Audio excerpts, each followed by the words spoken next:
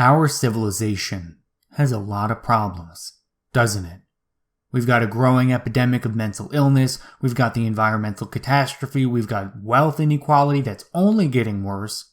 A lot of people are unfulfilled, have no meaning in their lives, feel empty and hopeless, and so much despair and suffering and violence, and right, we've got a lot of problems going on. And not just in the US or the West, but the entire world. The entire world is seeing a rise in all of these things, and you almost have to ask yourself, why? Now, depending on your political opinions, you may think it's because of the government, you may think it's because of corporations, or something else entirely. Well, today we're going to explore the ideas of a notorious thinker who had an answer that I don't think a lot of people have thought about. I am, of course, speaking of the Unabomber, who blamed industrialized society for all these problems that we're seeing.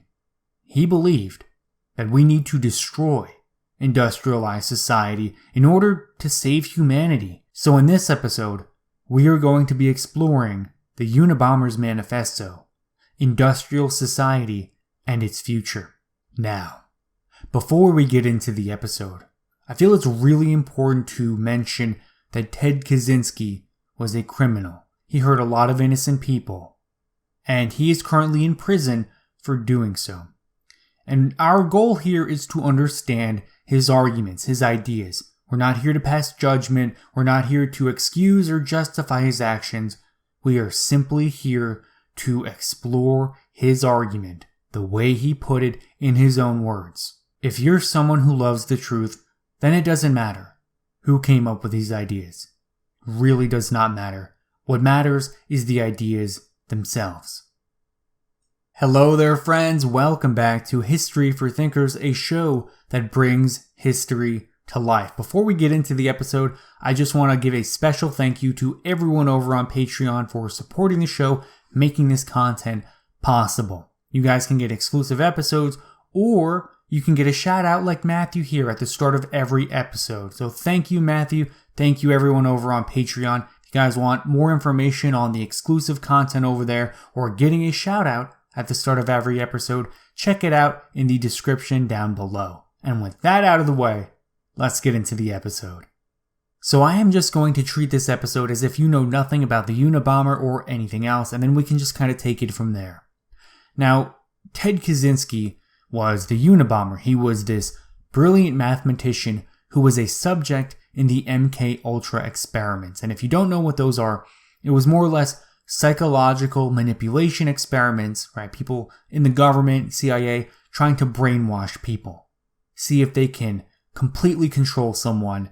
And it wasn't the most pleasant thing to go through. In fact, a lot of people claim that the reason Ted Kaczynski became the Unabomber was because he was one of these subjects. It just had a really bad effect on him.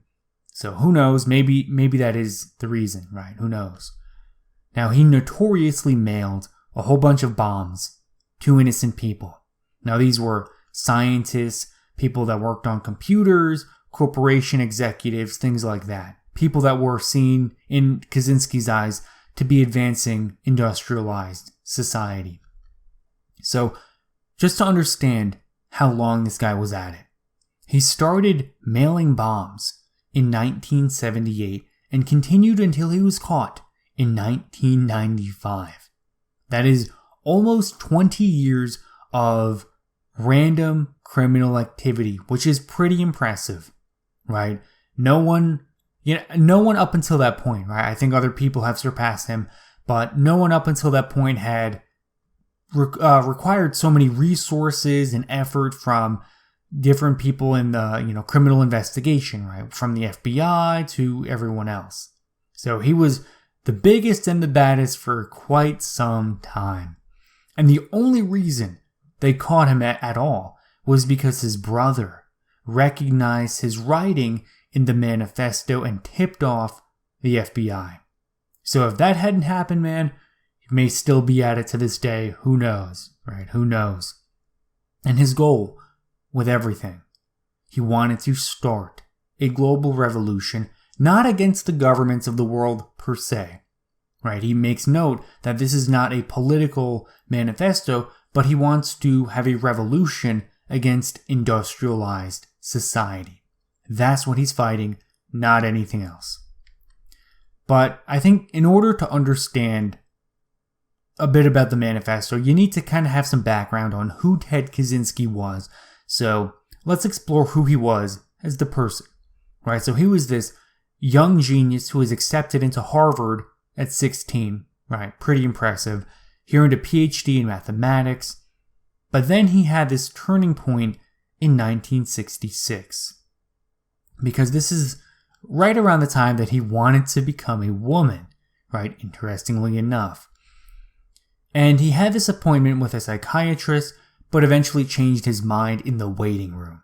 So, yeah, he almost became a woman there for a brief time, and he kind of noted that this was a serious turning point in his life. He later wrote, quote, "I felt disgusted about what my uncontrolled sexual cravings had almost led me to do, and I felt humiliated, and I violently hated the psychiatrist.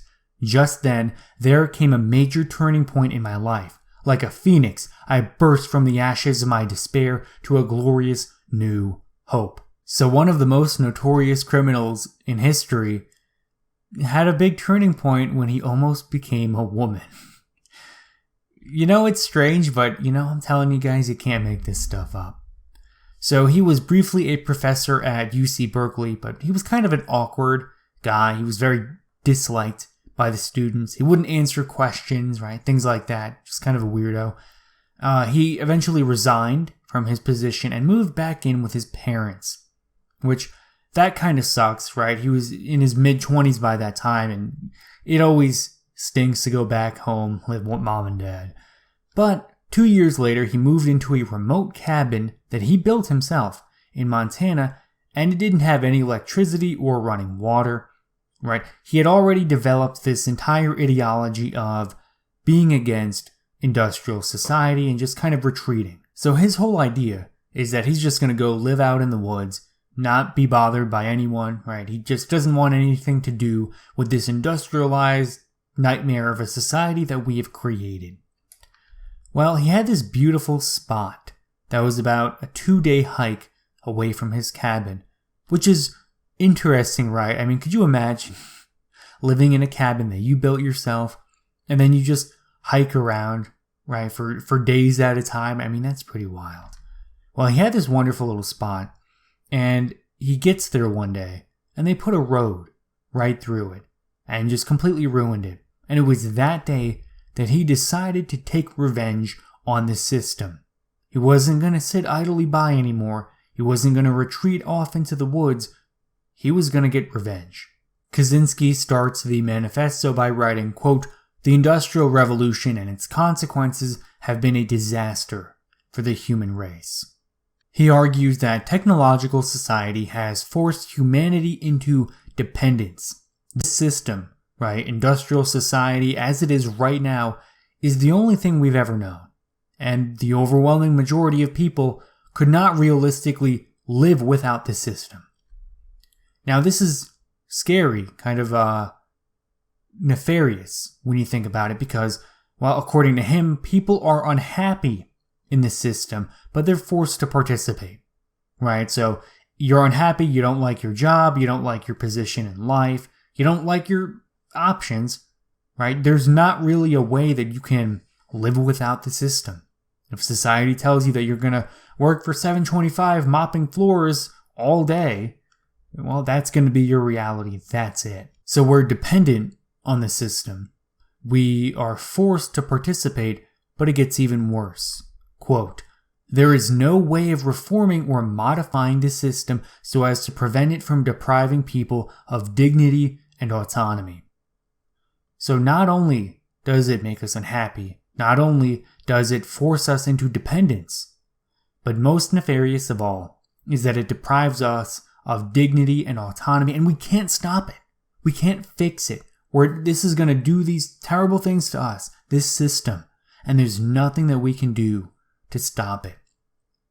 And I think this point really resonates with a lot of people, because let's not forget, when this manifesto originally came out, it was actually well received by quite a few people, right? There were people in the New York Times and, big writers all across the country that were like, wow, the Unabomber has a point.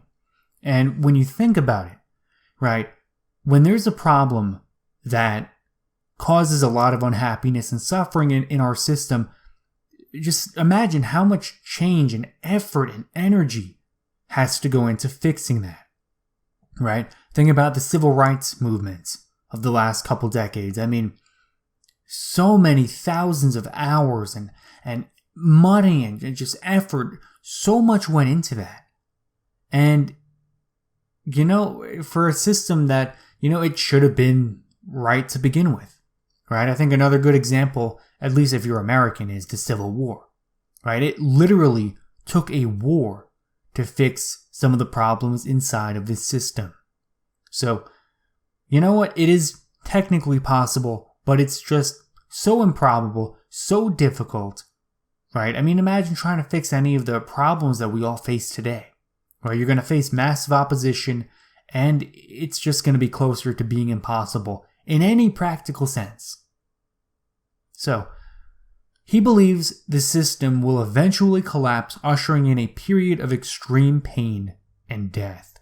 Kaczynski notes that the bigger the system gets, the more dependent we all become on these luxuries and these living standards that we're all getting now, the worse this collapse is going to be.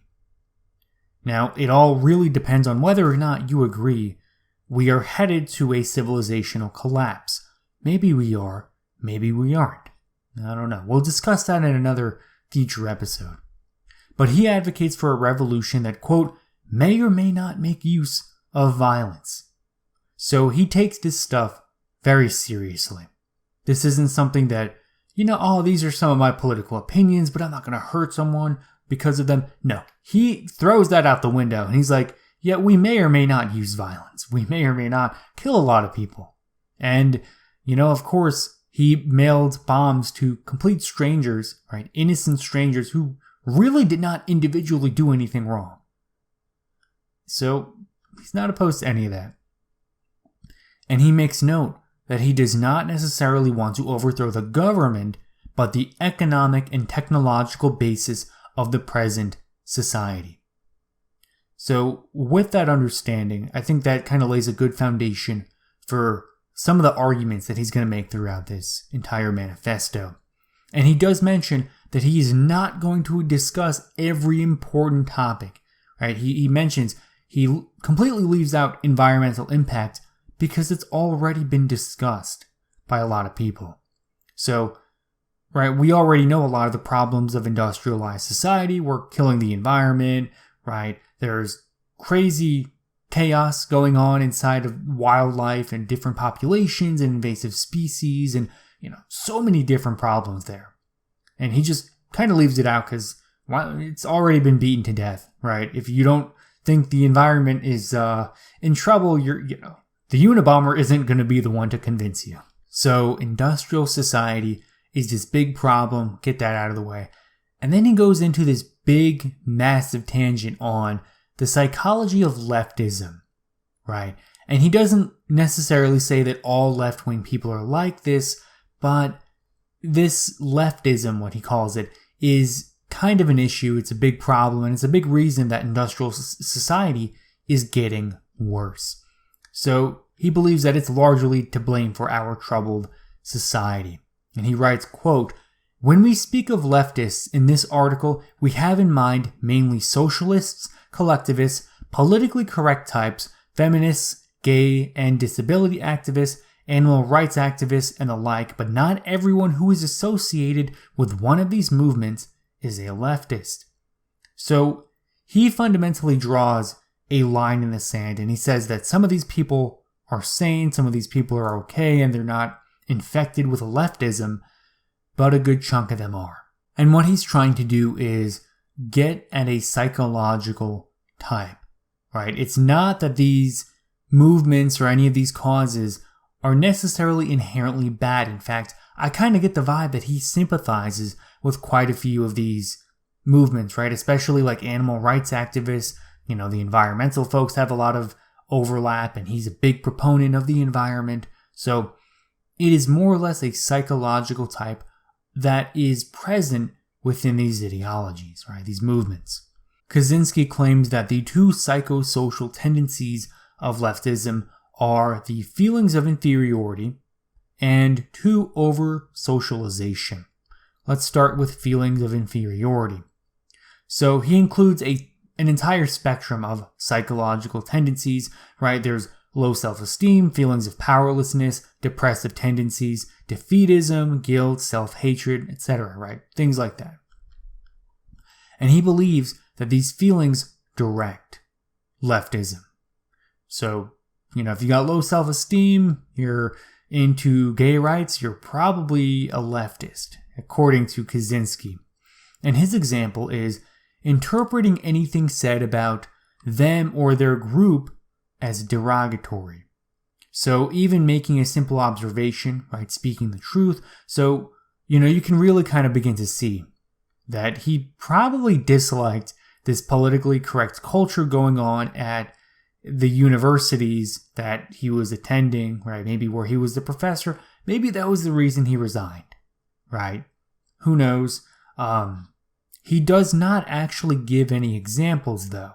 Unfortunately, he does, he's not like, Professor so-and-so at this university said this and Marxism, and he never actually gives any examples, which is kind of a very common thing on, from people on the right, right? All these Marxist professors, who? Name one. Very few of them are actually as extreme as you think. And I think Kaczynski kind of plays into this, right? He's largely arguing against straw men.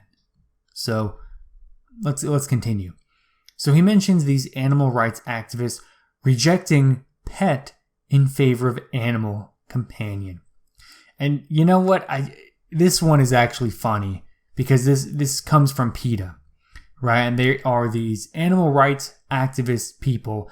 And in order to draw attention to their movement, they kind of use this sensationalism, right? I mean, they'll say things, don't call your dog a pet, he's an animal companion, right? I mean, it's kind of a nutty thing to say, but PETA has defended this kind of, these criticisms, because that is kind of outlandish. They know it, but they're just trying to be sensational to get the word out.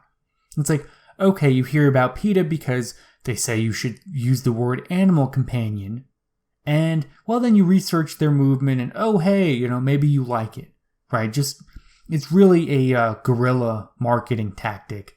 So, who knows? If you're a PETA person and you're watching this, maybe your sensationalism caused the Unabomber. Huh? You ever think about that?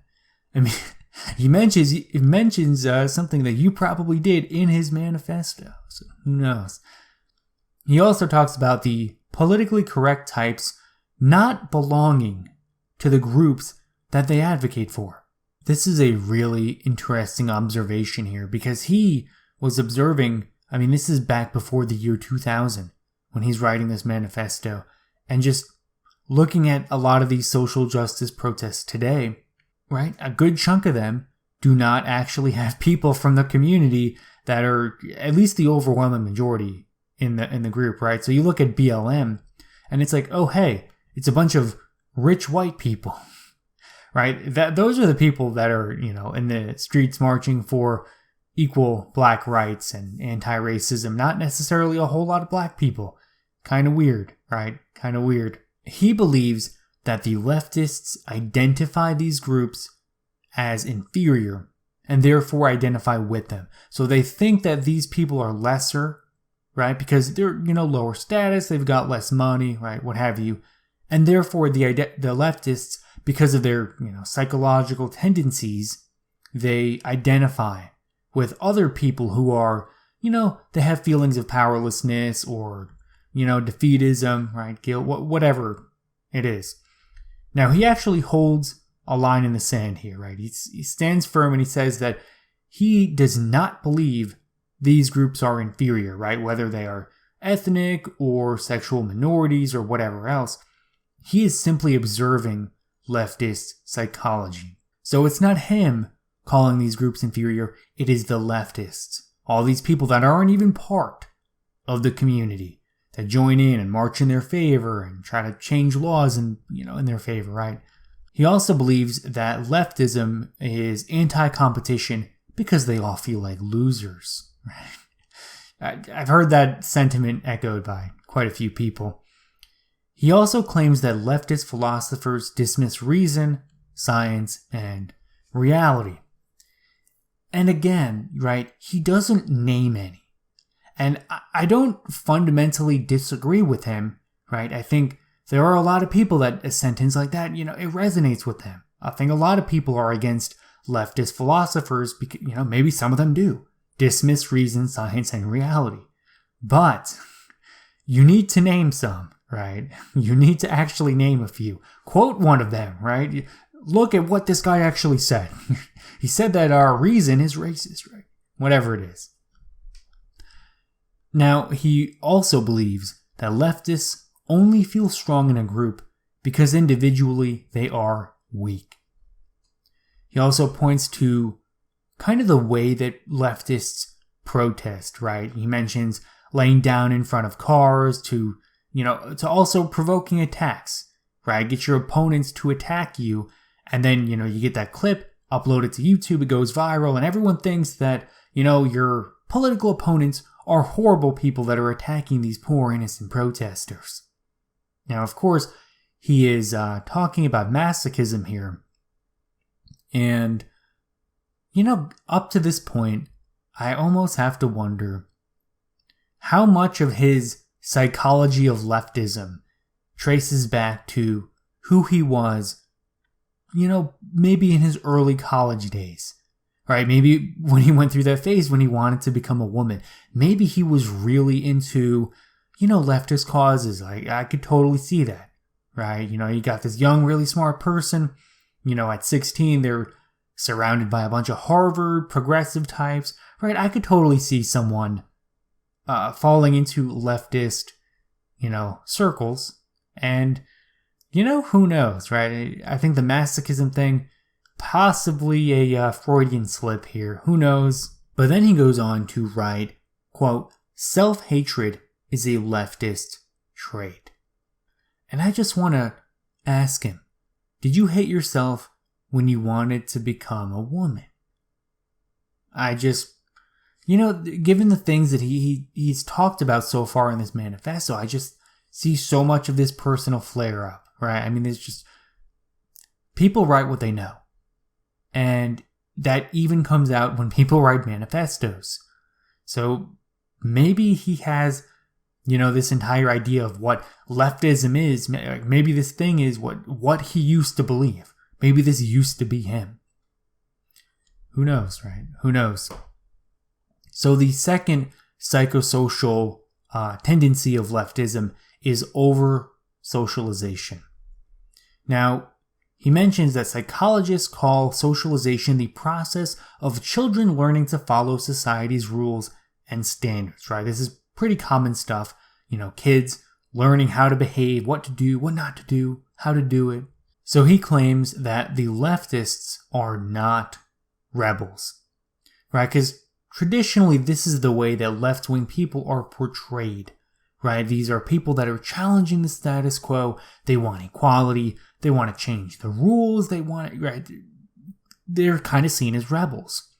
But he does not think that they're rebels. And he lays out a pretty interesting argument, right? He more or less claims that these are people that are just trying to equally enforce the dogmatic rules that society lays out, right? Because one of the things that we're all supposed to believe is in equality.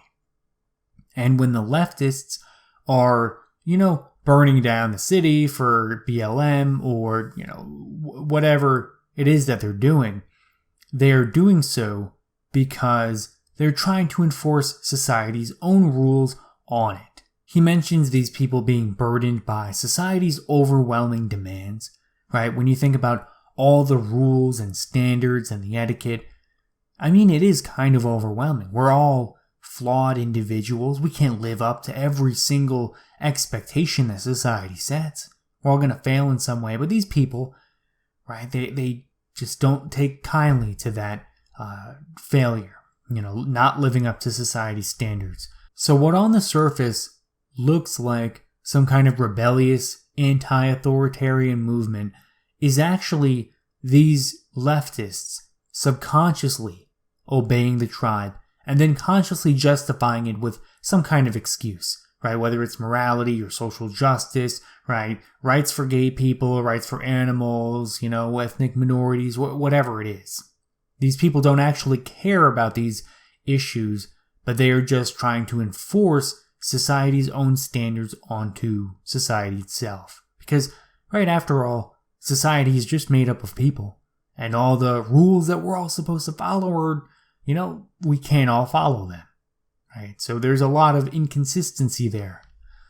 And he says that it is similar to children who are taught that their behavior should make them feel ashamed. Kids that are, they got those very rigid, authoritarian, strict parents.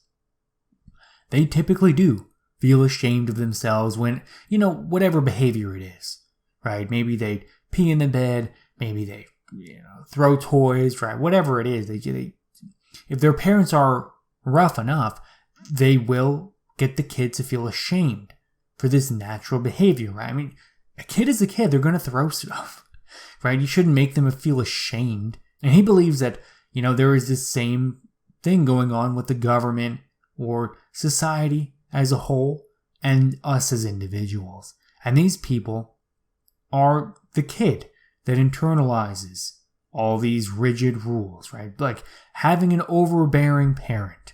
Similar to how the overbearing parent creates a child with low self-esteem and one that feels shame for its natural impulses, people of the over-socialized type, the leftists, they are basically going through the same process. So this connection here is very interesting, right?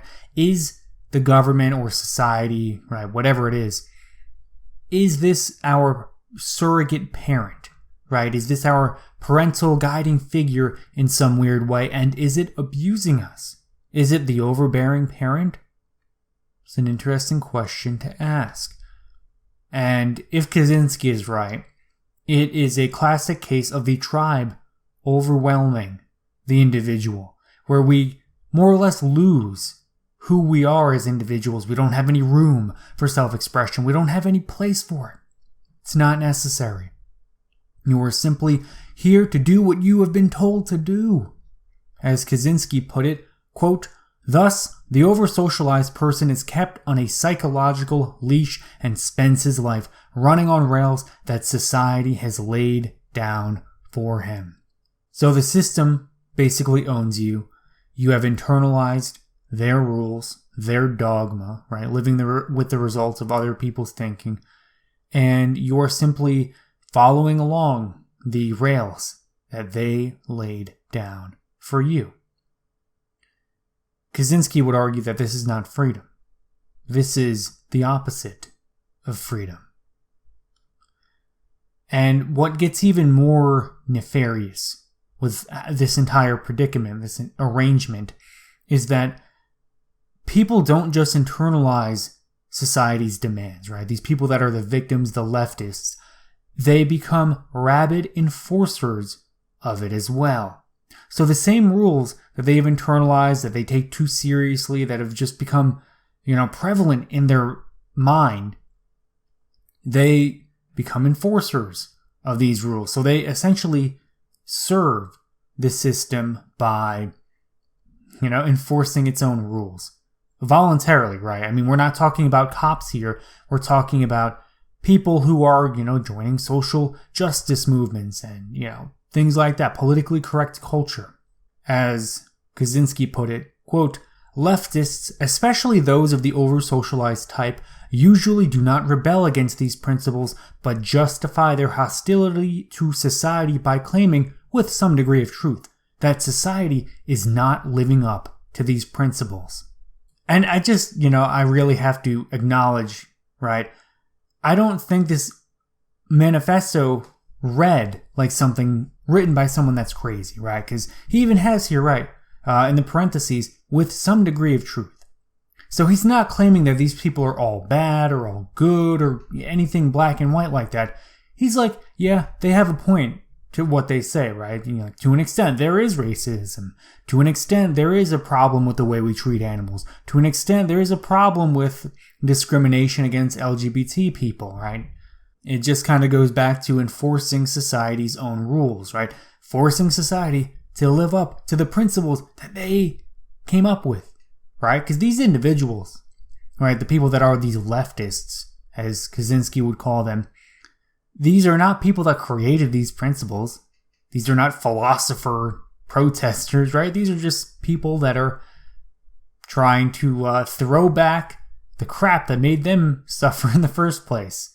It's kind of like a weird feedback loop where, they've become infected with society's social standards, and now they're trying to, throw it at other people, right? It's weird, right? You just spread the infection. I'm sure there's some kind of analogy for zombies in there somewhere. We may talk about that in another episode. So one of the most obvious examples is the African American community, right? The leftists have always wanted to lift these people up to upper and middle class roles, right? They want them to become lawyers and doctors, and they want to preserve black culture while doing so. Well, Kaczynski thinks that these people are fundamentally changing the values and the beliefs of the black community in the process. That, African Americans don't want to, spend their entire lives sitting in the classroom and climbing the corporate ladder, and, they just want these people to join into their system, right? The leftists who really are predominantly in college, right? You got to think these are university professors, college students, things like that. These people want the African American community to also join in on that way of life, right? Give up everything that you know and come do what we do, right? Come live exactly the way we do, and you can be as happy as we are. Kaczynski points out that this is essentially telling them to reject their current life, right? Live in a system that you don't really want to live in. Fundamentally, this boils down to one idea, right? These leftists, they want the black community to adopt the system's values, their system's values. I can really see where he's coming from, because I think this was one of the more powerful points throughout his entire article, that these leftists, who again are really not members of the black community, right? Some of them are, but the overwhelming majority of them are not. And they view black people as inferior, and they want them to be less inferior by, come on, join in on, climb the corporate ladder and, participate in the system. That is their solution to the African American community. As I'm sure is apparent by now, Kaczynski does not believe the system is worth integrating into. So now we can get to the really good part of this manifesto, kind of some of the ideas that I think are really unique and really do put things in a very clear light. Because a lot of his leftist arguments there, right, of what it is, why it is, what they do, maybe there isn't some truth to it, but I'm just not sure. Like, he even claims at the very end, like, he could be wrong, right? He's like, yeah, I totally could be wrong about the leftist stuff, but everything else I'm pretty sure on. And this is one of the parts he's pretty sure on. So it's something called the power process. So Kaczynski believes that this is the biological need to seek power, right? You got to think will to power, the power process. Like, this is honestly a very old idea, but what becomes unique is the way Kaczynski articulates it. So he identifies three important elements of the power process of humans becoming powerful. So you need to have a goal, you need to be able to put in effort, and then you need to be able to actually attain the goal. So create a goal for yourself, work hard, and then get it. That is the power process right there. That's how you become more powerful. That right here is what makes life worth living. So his example was a man who can wish for anything, right? So this is someone who, maybe they can figure out a goal, but they don't have to expend any effort. So they can create a goal and then they can immediately attain the goal. And without having to put any effort into the process, you get bored, right? Just imagine you could have anything in the world you ever wanted. You're rich as hell, or heck, you even have a genie, right? Just wish and it will be so. How boring life would be if you could just wish for anything you ever wanted. How boring. And he argues that this is kind of one of the key characteristics of the leisured aristocracies versus the fighting aristocracies. So he actually talks quite a bit about history throughout this thing. I like how he uses some of these historical examples.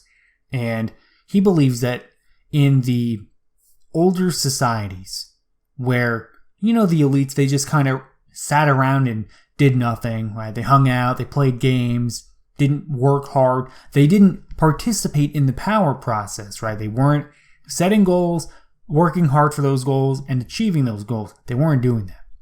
They were just hanging out and having fun. Those societies collapsed. They lead civilization to ruin. Whereas the fighting aristocracies, the people who rule society, and they actually do a good job. They have visions, right? These are, you got to think some of the great political figures throughout history, right? The founding fathers, Winston Churchill, people like that. Those are the people who make society or civilization, progress in a good way. And he says, quote, "One must have goals toward which to exercise one's power." So this doesn't just apply to individuals, right? It doesn't just apply to you and me, but it applies to entire classes of people, entire countries. If there is a class of people who doesn't have to work for anything, right? They don't have to strive, they don't have to expend any effort, then their life is going to suck, right? But he would also flip it too, right? So you can have someone that gets whatever they want without doing anything for it. But if you're a typical person in the 21st century, that's probably not your lot in life. You're probably more in the area of you have to put in a lot of effort just to live. But you don't get to set your own goal, and you never really get to attain your goal, right? You just have to put in a lot of effort, work a really hard job, do things you don't want to do in order to survive. And that also disrupts the power process. Now, he believes that we have clogged up this hole inside of our hearts, this power process, the need to seek power, with something called surrogate activities. Kaczynski defined surrogate activities like this, quote, "An activity that is directed toward an artificial goal that people set for themselves merely in order to have some goal to work toward." So these are things that don't actually advance the power process. They don't give you a feeling of alive, right? These are just random goals, right? I'm going to run up this hill in a minute. Just random stuff. Now he gives the example of Emperor Hirohito, who became devoted to marine biology. So he was really up and coming at that time, right? I mean, he was the emperor, right? And he just had all this free time, leisure time, right? He would have fallen into the leisured aristocracy, and he was just hanging out, studying fish, right? Because he didn't have to participate in the power process. And Kaczynski claims that this only arises in civilizations that have entire classes of people who don't need to struggle to survive. That's what it's all about. The power process is about setting goals that matter, attaining those goals, and really using those goals to keep you alive. Because if you don't have to struggle to survive, right? Why struggle at all? In fact, most people won't. If you wouldn't feel deprived without attaining the goal, it's a surrogate activity. And this is a really clear distinction he draws here. So, if you could live your life without attaining whatever goal it is. It's probably nonsense, probably one of these surrogate activities that you don't really need to do, right? It's just some artificial thing that, it's there. You're like, yeah, I'll do it, but I don't really care about it. So he kind of claims that there's love, right? Everyone has this inherent desire for love, right? To get married, to have sex, to have kids, things like that. That is not a surrogate activity. That's part of the power process, right? Mating, whatnot. But then with other things, right? Most other things in life, actually, they really do fall under this surrogate activity. So when I'm not making these videos, I'm actually a part-time runner, right? I run a lot. I've run half marathon before. I've competed in a few 5Ks. Nothing big, and I'm not that good either, but it's kind of a goal. It's something that I do just for fun, right? Just set a goal and, oh, hey, I can run a 6.5 minute mile. What do you know? That's kind of cool. But Kaczynski would claim that this is a surrogate activity. My life would not be worse if, for some reason I just didn't go running anymore. It just would not matter.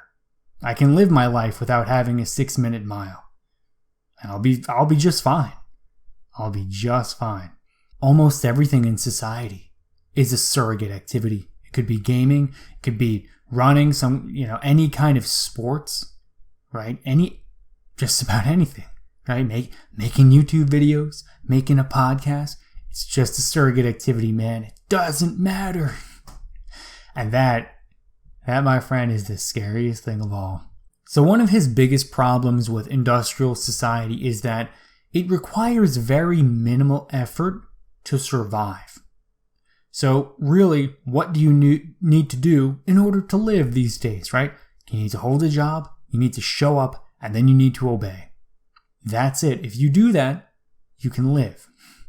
But that's all you have to do, right?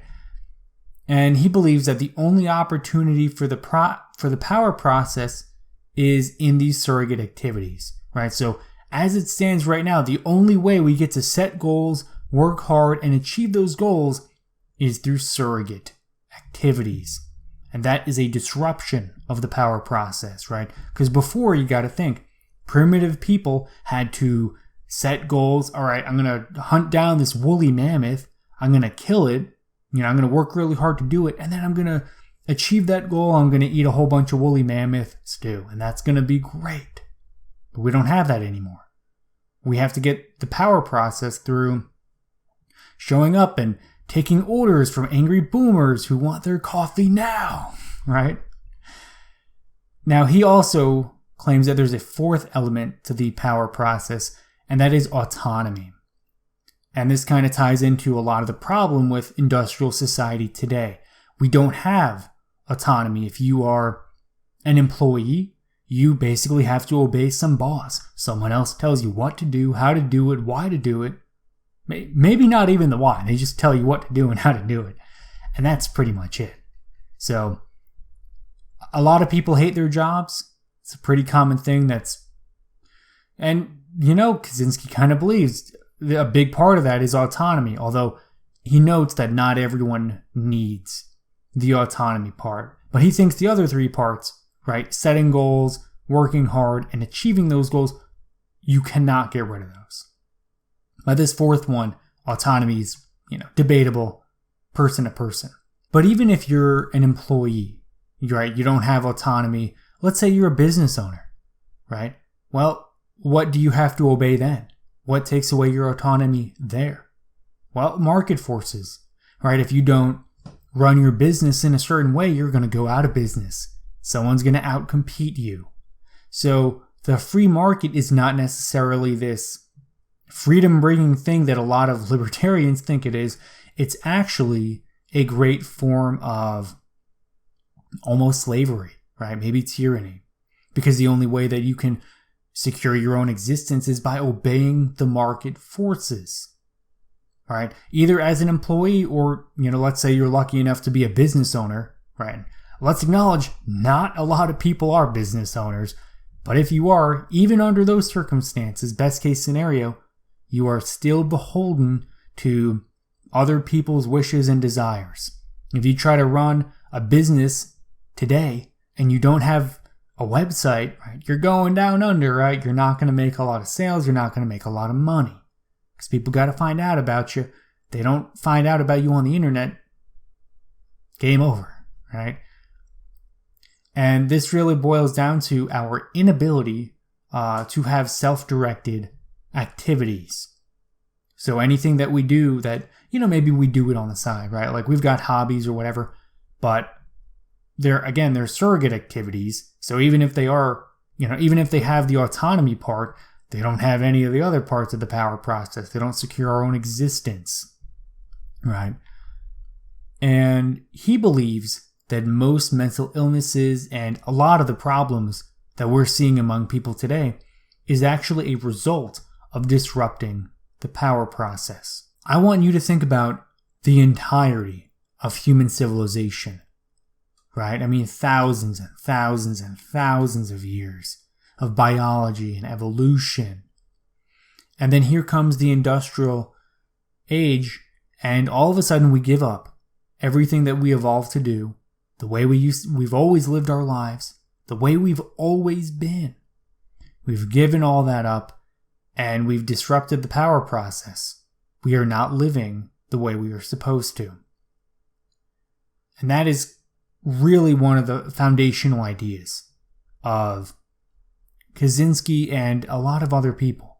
And like I said, this was a really well-received manifesto, even though it came from someone that was like a murderer, right? This is someone that mailed bombs to innocent people and killed dozens of, I think the actual number was like 19, but I mean, still, like a lot of people were dead because of this guy. So Kaczynski also believes that most of the social problems that we see in the world today are just results from living in conditions that are radically different from what we evolved to live in, right? I mean, think about being a hunter-gatherer in, anywhere in the world, right? You probably would have participated in the power process. You would have had all your psychological needs met, right? We've traded a lot of that in order for, luxuries, right? We got fancy toys. We got air conditioning now.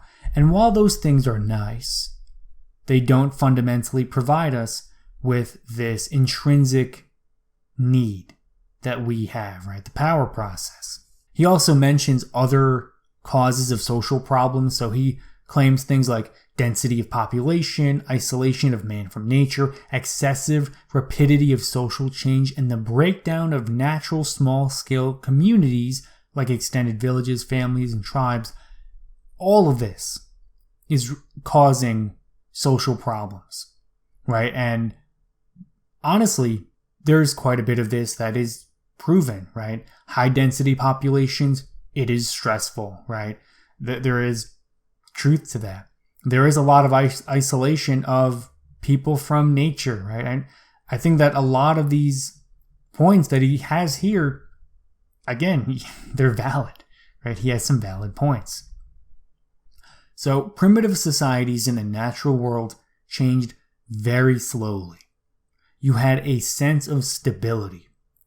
Now, today, we kind of view that as backward and slow, and the GDP is going to go up, man. Just give it time. It's got to constantly be going up. Constantly. There can never be this stagnation. No one ever wants to see economic development or growth slow down because we're just addicted to this upward mobility, right? We want to get rich. All of us, every single person. And you just didn't have that in primitive societies. Whether it was medieval times or even before then, just didn't exist. The idea that almost every generation is living off better than their parents did, I mean, that's an anomaly. That is very new. Like think in the entirety of human history, this is a very new development. And then he has this interesting quote here. He hits on conservatives quite a bit. So if you're a conservative, brace yourself, my friend. Kaczynski writes, quote, The conservatives are fools. They whine about the decay of traditional values, yet they enthusiastically support technological progress and economic growth. Apparently, it never occurs to them that you can't make rapid, drastic changes in the technology and the economy of a society without causing rapid changes in all other aspects of the society as well, and that such rapid changes inevitably break down traditional values. Wow. I very much consider myself centrist. I think the right has some good points. I think the left has some good points. But I think this is probably one of the best criticisms of the right I may have ever heard. Because when you think about it, they do, right? I mean, this is a very common thing, right? The right, traditionalists, they want to keep, traditional values. They want to keep things the way they are. And, well, if you encourage economic growth, you favor businesses, you let them continue in their technological progress, it is inevitably going to break things down. Someone's going to invent Tinder, and it's going to disrupt the way that people find their husbands and wives.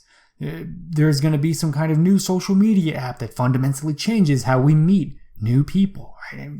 This is just the way it goes. The way it goes. And then he also talks about how there's this breakdown of, small scale tribal group, whether it's like tribes or villages or small communities, right? Whatever it is, that is breaking down. And part of the reason for that is because the system disincentivizes loyalty to local tribes as opposed to the system, because these tribes could abuse the system, right? In order for the system to prosper and to continue to function, you need everyone to be loyal to this one central authority, this one idea. If you are in the US, it's the United States federal government. Nothing is supposed to come before that government, right? Not your local church, not your community, not your friends. All of that stuff is secondary. And now we're to the point where Kaczynski talks about how exactly industrial society disrupts the power process, how the system removes the power process, the psychological necessary function that we need to feel good about ourselves, feel alive, takes it away from us. So he divides drives, right, human drives, into three categories. Now there's drive number one. These are things that can be satisfied with minimal effort.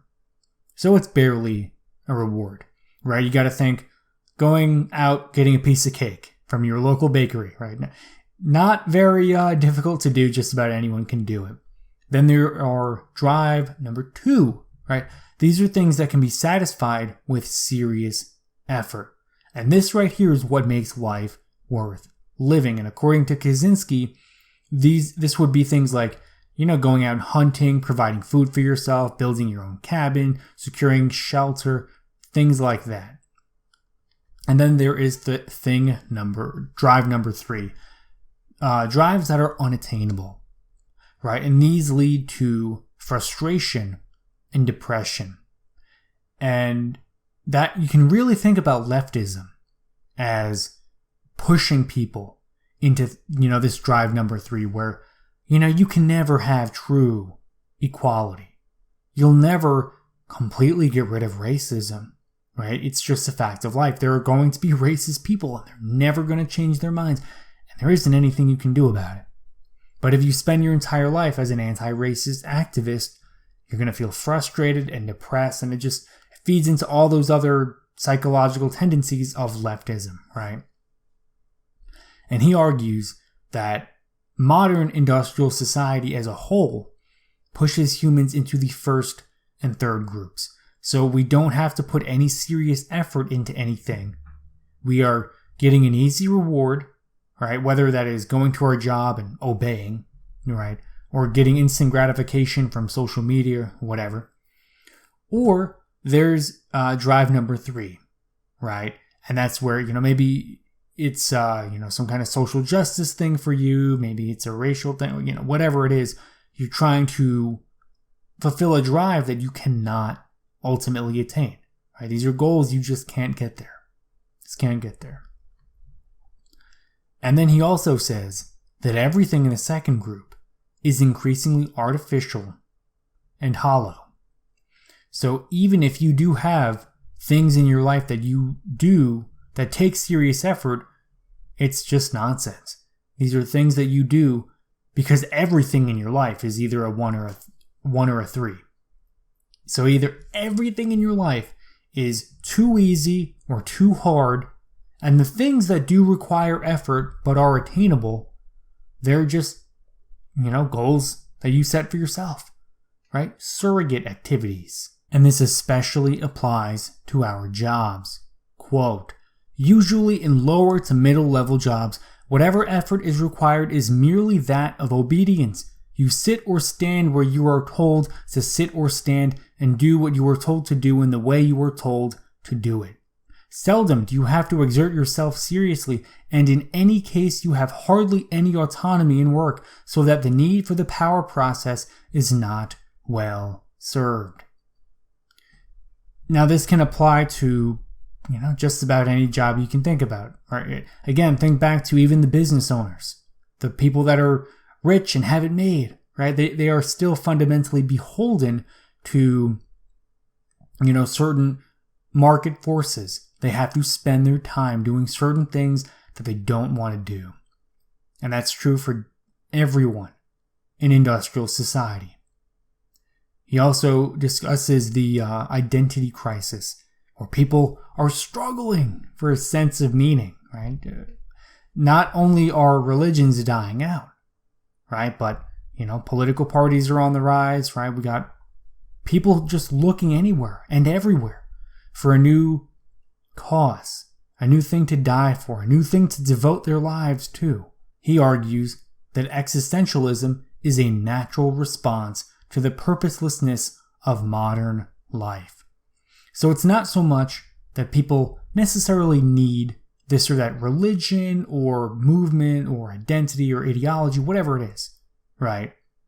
We need something that industrial society cannot give us, right? Again, it goes back to the power process, right? If we feel like we've exerted ourselves, we've worked hard, we've hunted, we've provided for ourselves and our families and our tribe, we're part of a community, all the other stuff kind of melts away. There were not any cavemen or primitive people that were sitting around wondering, well, what's the point? Right? You just didn't get that. That didn't happen. There's no such thing as, the primitive man sitting around wondering whether or not he should get out of his cave today, right? It just did not happen. And very few activities can satisfy the power process. Again, think about things that are life-affirming, things that you need to do in order to live. Okay, so it stinks to be an employee. Yeah, a lot of people acknowledge that, even people on the right. But what they'll say, typically, is, yeah, it stinks to be an employee, but you can work really hard, climb the corporate ladder if that's your thing, or you can, nope out. You can go start your own business, right?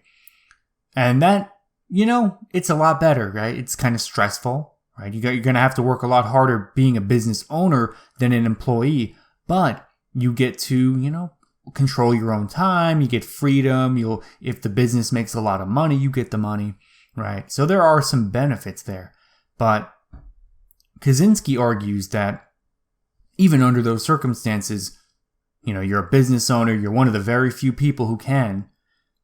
Well, the problem is you're beholden to the market, right? You can't do what you want to do, fundamentally.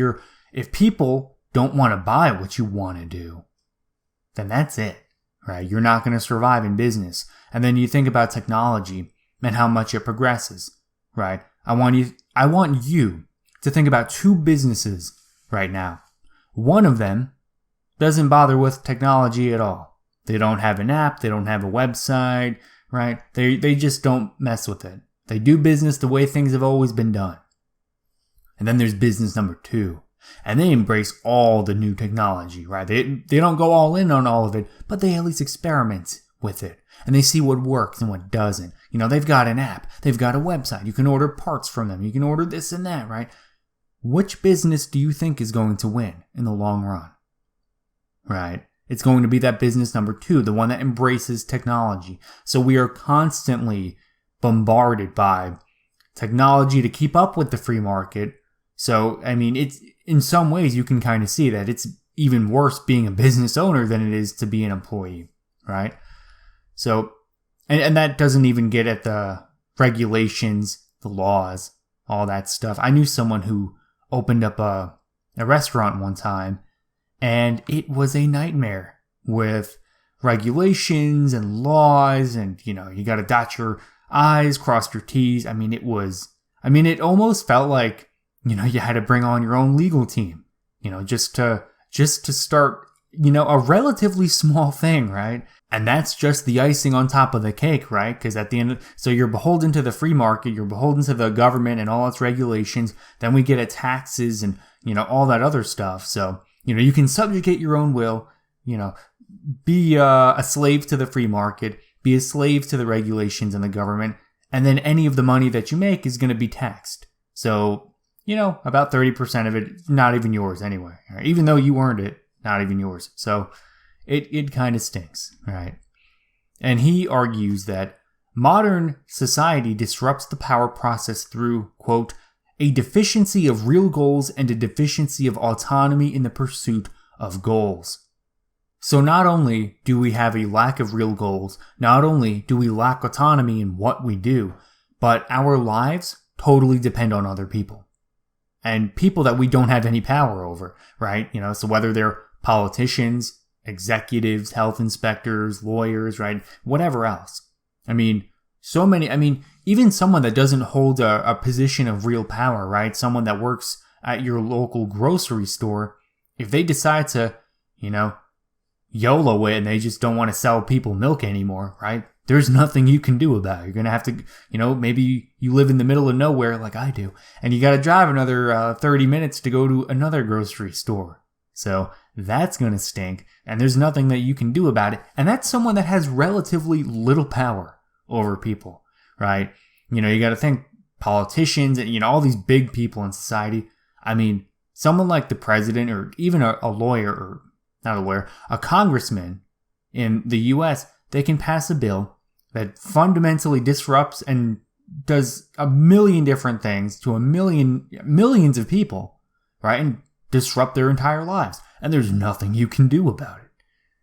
So it's kind of rough. And he argues that we're not in a position to do anything about it, about these threats to our survival.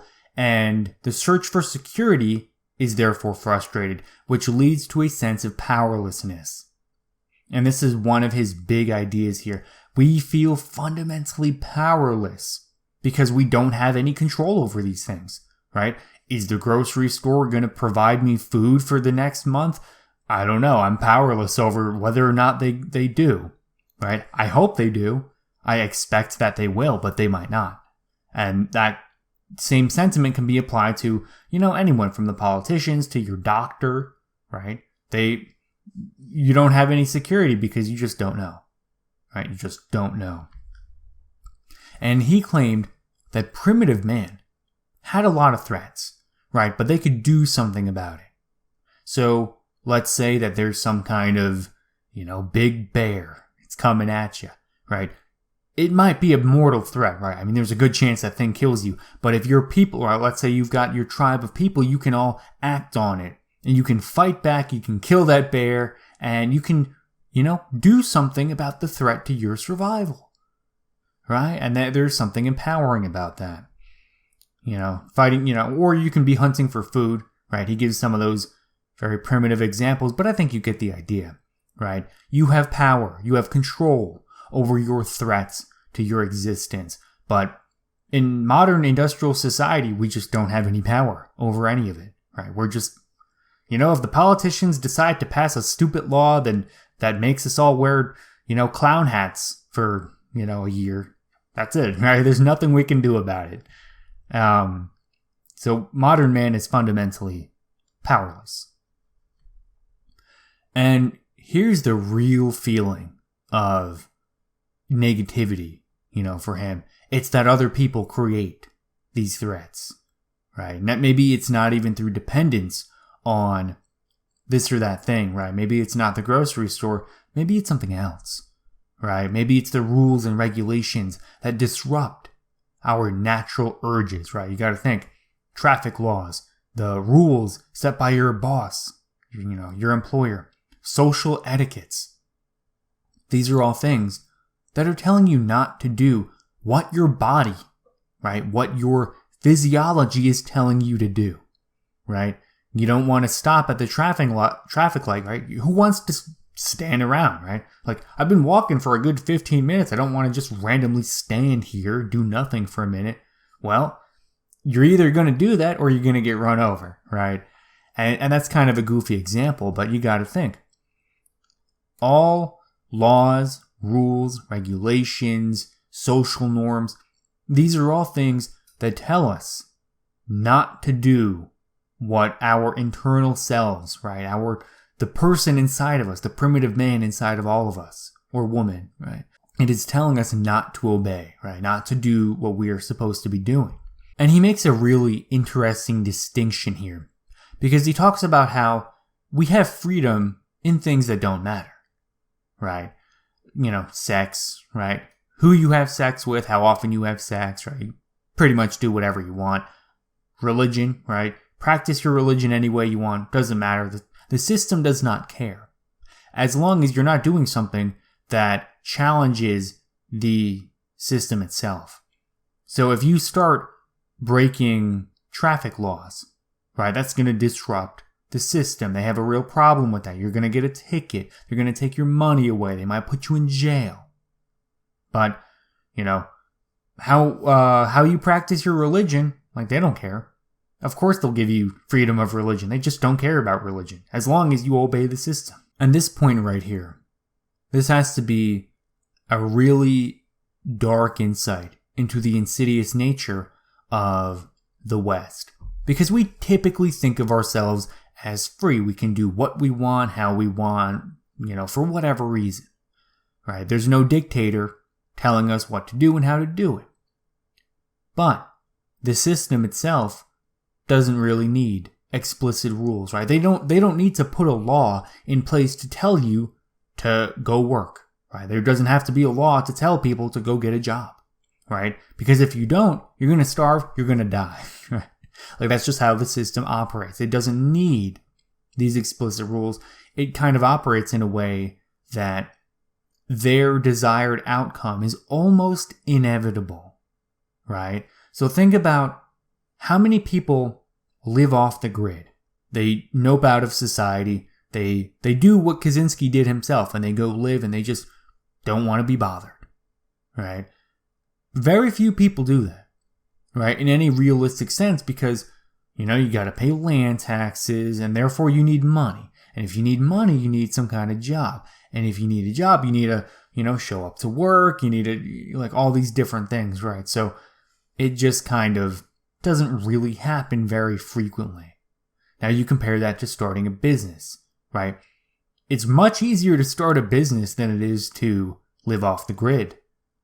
So there are certain behaviors and things that they encourage and other things that they don't really encourage, right? They almost discourage, right? And this is how they don't need to explicitly say, hey, you can't go live out in the woods. They don't need an explicit rule to say that. They just need to make it inconvenient enough with, taxes, with, regulations, what have you. They just want to make it inconvenient enough that most people won't. And guess what? It works. It works because it doesn't feel like we can't.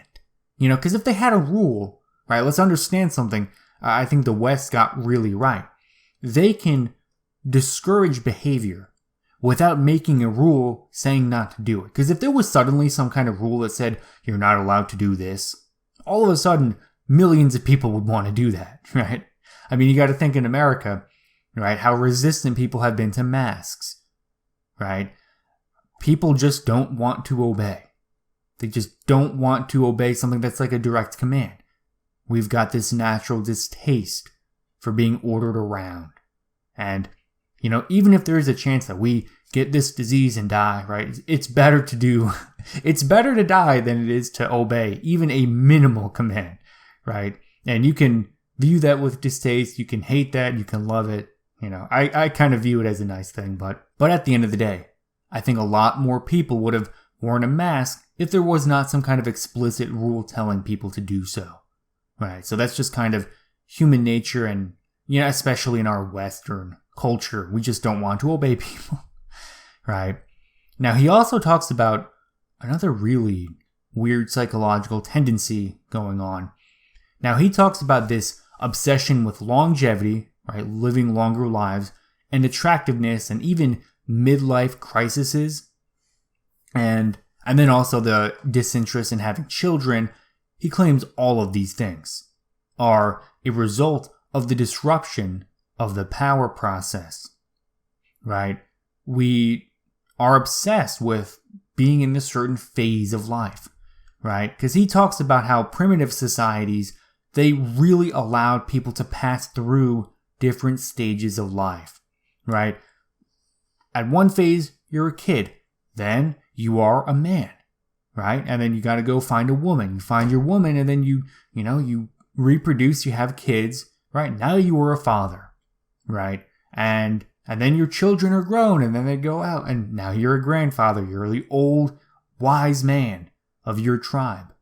Right? You've had a good opportunity to pass through all these phases of life because you've had the power process to be part of it, right? You've been able to, go hunt a woolly mammoth, right? Provide for your kids, right? He doesn't really elaborate too much on how the power process does this, but I kind of see where he's coming from, because I have noticed this big problem in the Western world where people really are obsessed with being attractive and, kind of staying in this certain phase of life. They don't want to grow up, right? That's not a new criticism, by the way. That's pretty old. People have been talking about Peter Pan syndrome for, at least the last century, right? As long as Peter Pan's been around. And then even the midlife crisis where people just, they go and they act out crazy, right? I mean, if there is a word for it, it is a common thing, right? So he claims that no one really moves on in modern society. There's just not an opportunity to progress to the next phase of life because the system cannot give us the power process, and therefore we are on a leash. The system controls us. There's nothing we can do about it. So he talks quite a bit about how people adjust with the system, how people deal with this psychological stab, right? Because when you think about it, it's almost like being stabbed in the brain, right? It is a psychologically unpleasant thing to go through, to live in this system. And at least according to him. And a lot of people adjust differently, right? They have different coping mechanisms. So some people cope with the disruption of the power process through status. Some do it through money, right? You got to think the dudes that, are crazy rich, the billionaires, even when they have all that money, like more money than they could ever spend, they just want more and more and more. And they'll just continue to get more, right? And Kaczynski believes that it just goes back to the disruption of the power process. If they were providing for themselves the way people did in primitive society, they wouldn't have this obsession with money or status or whatever else, right? Now, he claimed that many people join organizations to cope. So you got to think how really since the 20th century, there have been a crazy rise in different organizations and things to join and be a part of, right? Whether it was, the Nazis, the communists, whether it's a new cult, right? New political movements, right? Some of these things are more organized and defined than others, but fundamentally, there's just a whole bunch of new things to join. He claims that a lot of people cope by adopting the organization's goals as their own, and then they work to advance them, even though they know that fundamentally they don't really change anything, right? And this can be something harmful and bad, like the communists, Or it can be something, right? You can be someone that you're in favor of civil rights. So you join this organization to advance civil rights for these or that people, and you adopt the goals, right? You're like, we want these people to be treated equally. We want them to have rights, not be discriminated against. And you kind of forego your own individuality. You think of yourself not as a person, not as an individual, but as a member of this group. You got to think, even governments do this to a certain extent, right? You got to think, even someone that's kind of not a nationalist, right? Because there's that spectrum of people that are like, that will literally die and fight for, their country to the very end, no matter what, right? But even if you're someone that is less so, right? You're someone that can acknowledge your own country's faults.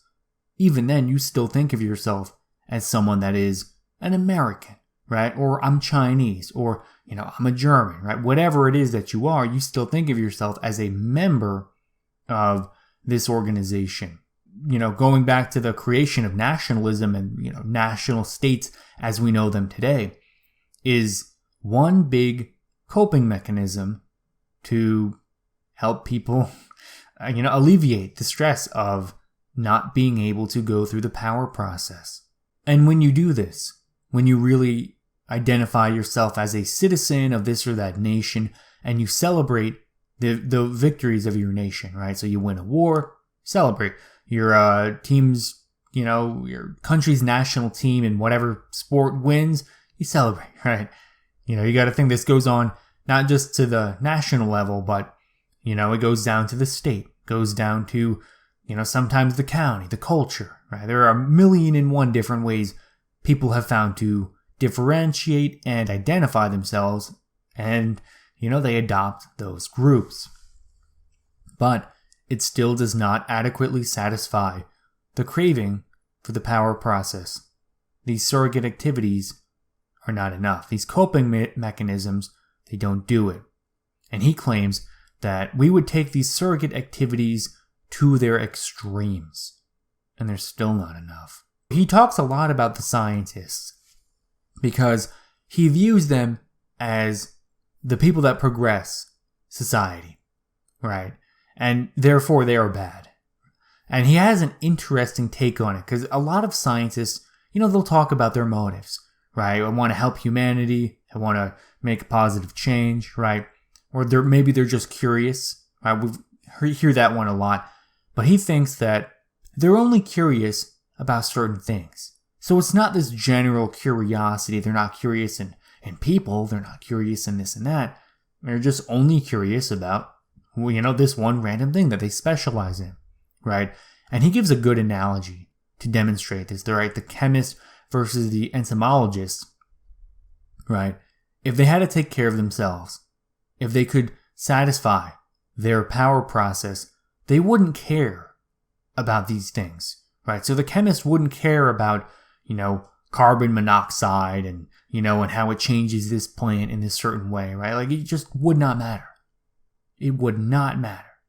Or the entomologist, they wouldn't care about, language or words, right? Like, it just wouldn't matter, right? So these things that are highly specialized, even if they produce things that are good, right? Even if they push humanity forward and they do good for the world and they alleviate suffering in whatever way, they're just not things that people were naturally born to care about, right? And he even claims that the whole benefit of humanity doesn't work, right? They're not driven by this because most scientific discovery is either useless or sometimes even destructive. So he doesn't buy the curiosity thing, right? They're hyper specialized. They're not curious people. They're only interested in advancing their careers, right? And then there's also the benefit of humanity thing. And he thinks that doesn't work either. He says that, they're mostly useless, right? There's not a whole lot of point in most scientific advancement that we know about. There's only a handful of things that have changed lives.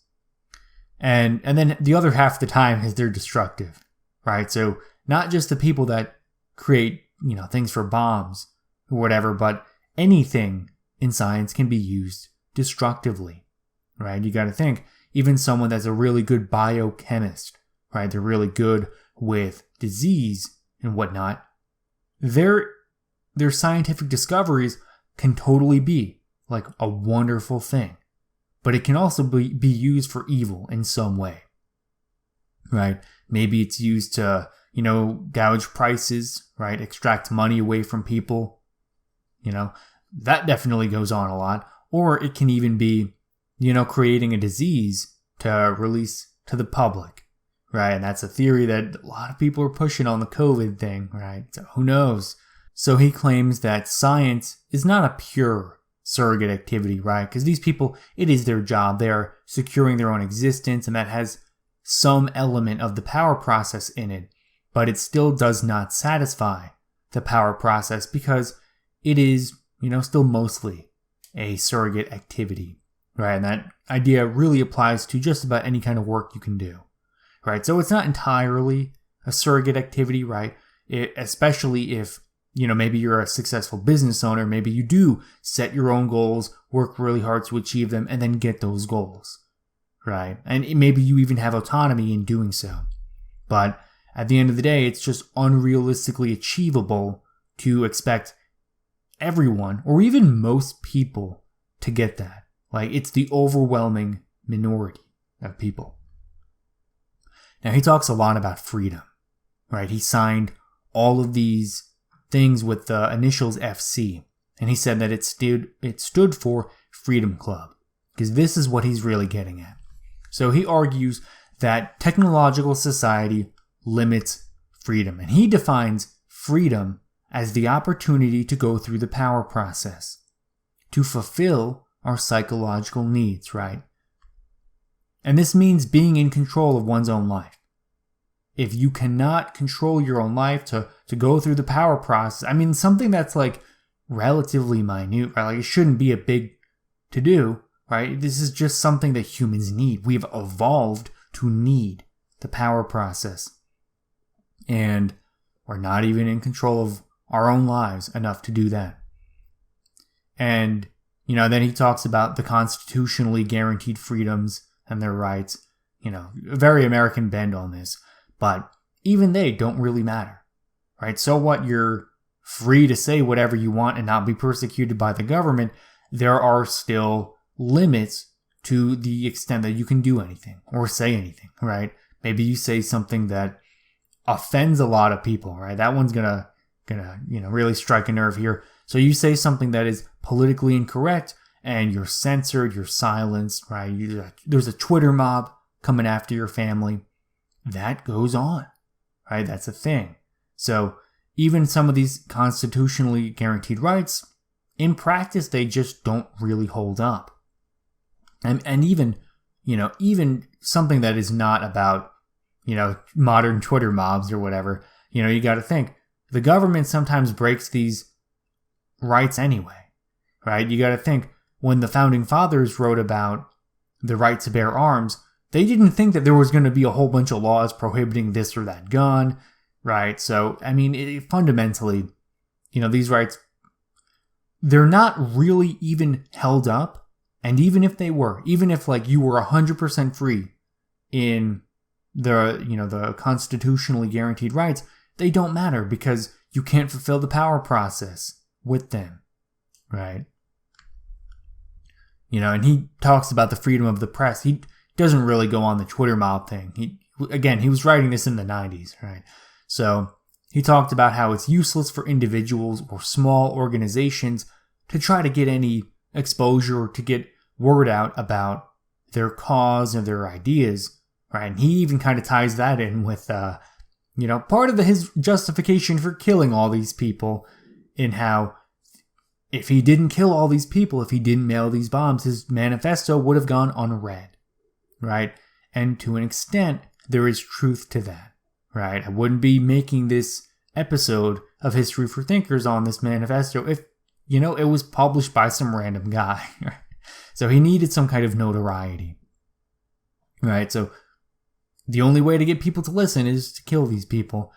I still think he could have gone about it a better way, but, we're not going to get into that, the whole moral thing. And then he says that we have bourgeois freedom. We are free only to serve benefits of the social machine. So you, me, anyone you've pretty much ever known, they have lived only to serve the system. Pretty much the only thing they were allowed to do, because anything that didn't serve the system, there's a rule, there's a law against it. You're not supposed to do that. You're not supposed to cross the street when cars are driving by, right?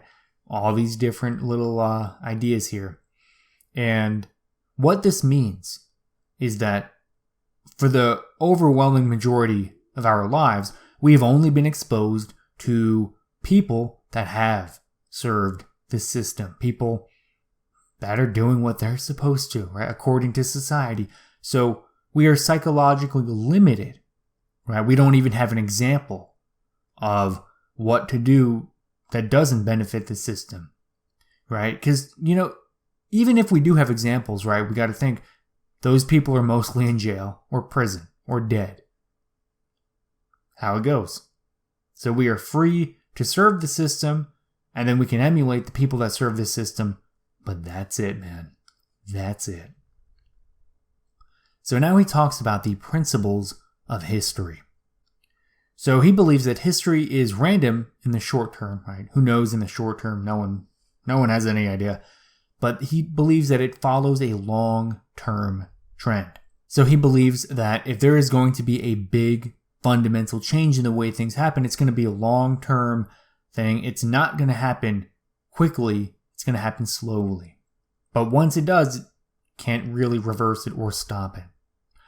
So principle number 2, an important change to one part of society changes everything. And this is especially true in modern technological advanced societies, right? There's one person that comes out with a new app, right? Think about Tinder, right? It fundamentally disrupts the way we mate, right? Instead of going out to a bar or asking out one of your coworkers or a family friend or whatever, you now go on Tinder. You swipe left or right. And I even met my wife on Tinder, right? And this disrupts society in a multitude of ways, right? There's a ripple effect. So people aren't going out to these bars anymore. So now the bars are, affected by that, right? The social norms change, and really any important change, it just changes everything, right? Think about the internet even, right? That was a big one, and we're still dealing with that one. We still don't really know what the heck is going on. So these big changes come and they change our entire lives in ways that we can't predict or expect. Like it just happens, man. It's pretty wild. So principle number 3, we cannot predict a change that alters the long term. Because real life is very complicated, right? There are so many different ways. No one could have predicted what would have happened with the internet. If they could have, they would have made a lot of money. They would have been able to put their money here and there, and they'd be gazillionaires.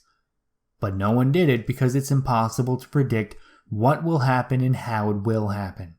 Imagine going back into the 1980s and telling people that there is going to be internet communities of people that are obsessed with, maybe it's the furries, right? Maybe it's, certain kinds of memes, right?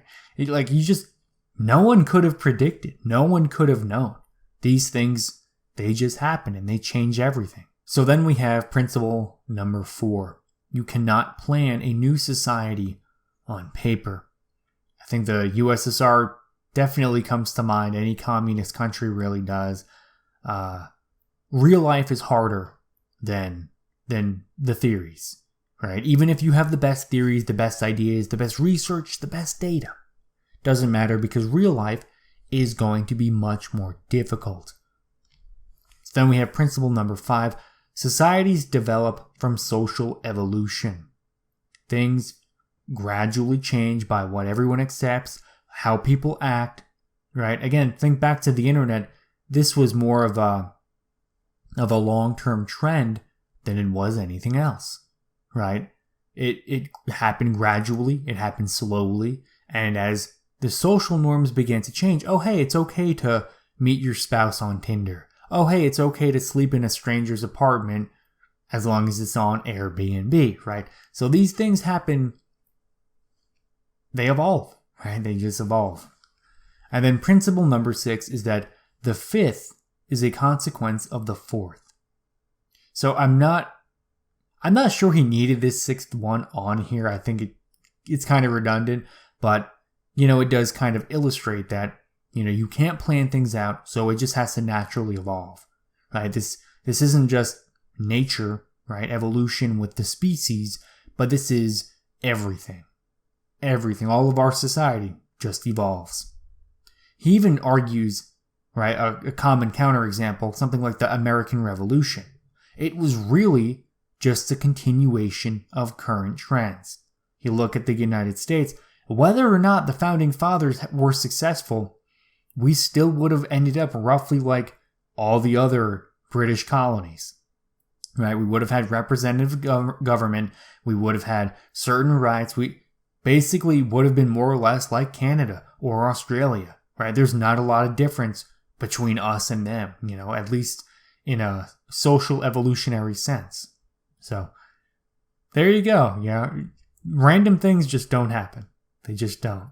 And when you think about one of the big theories of history, right, it's the great man theory or the trends and forces theory. Well, I think most people have accepted that trends and forces definitely plays a bigger role, right? It's pretty important. And, well, these principles really do hold up with that.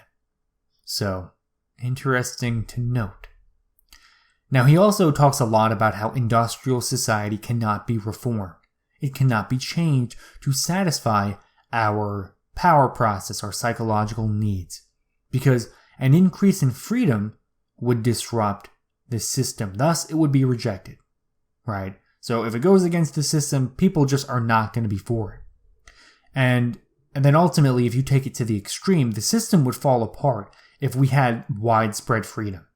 So if we had genuine freedom to do what we want, how we want to do it, to psychologically fulfill ourselves, we would,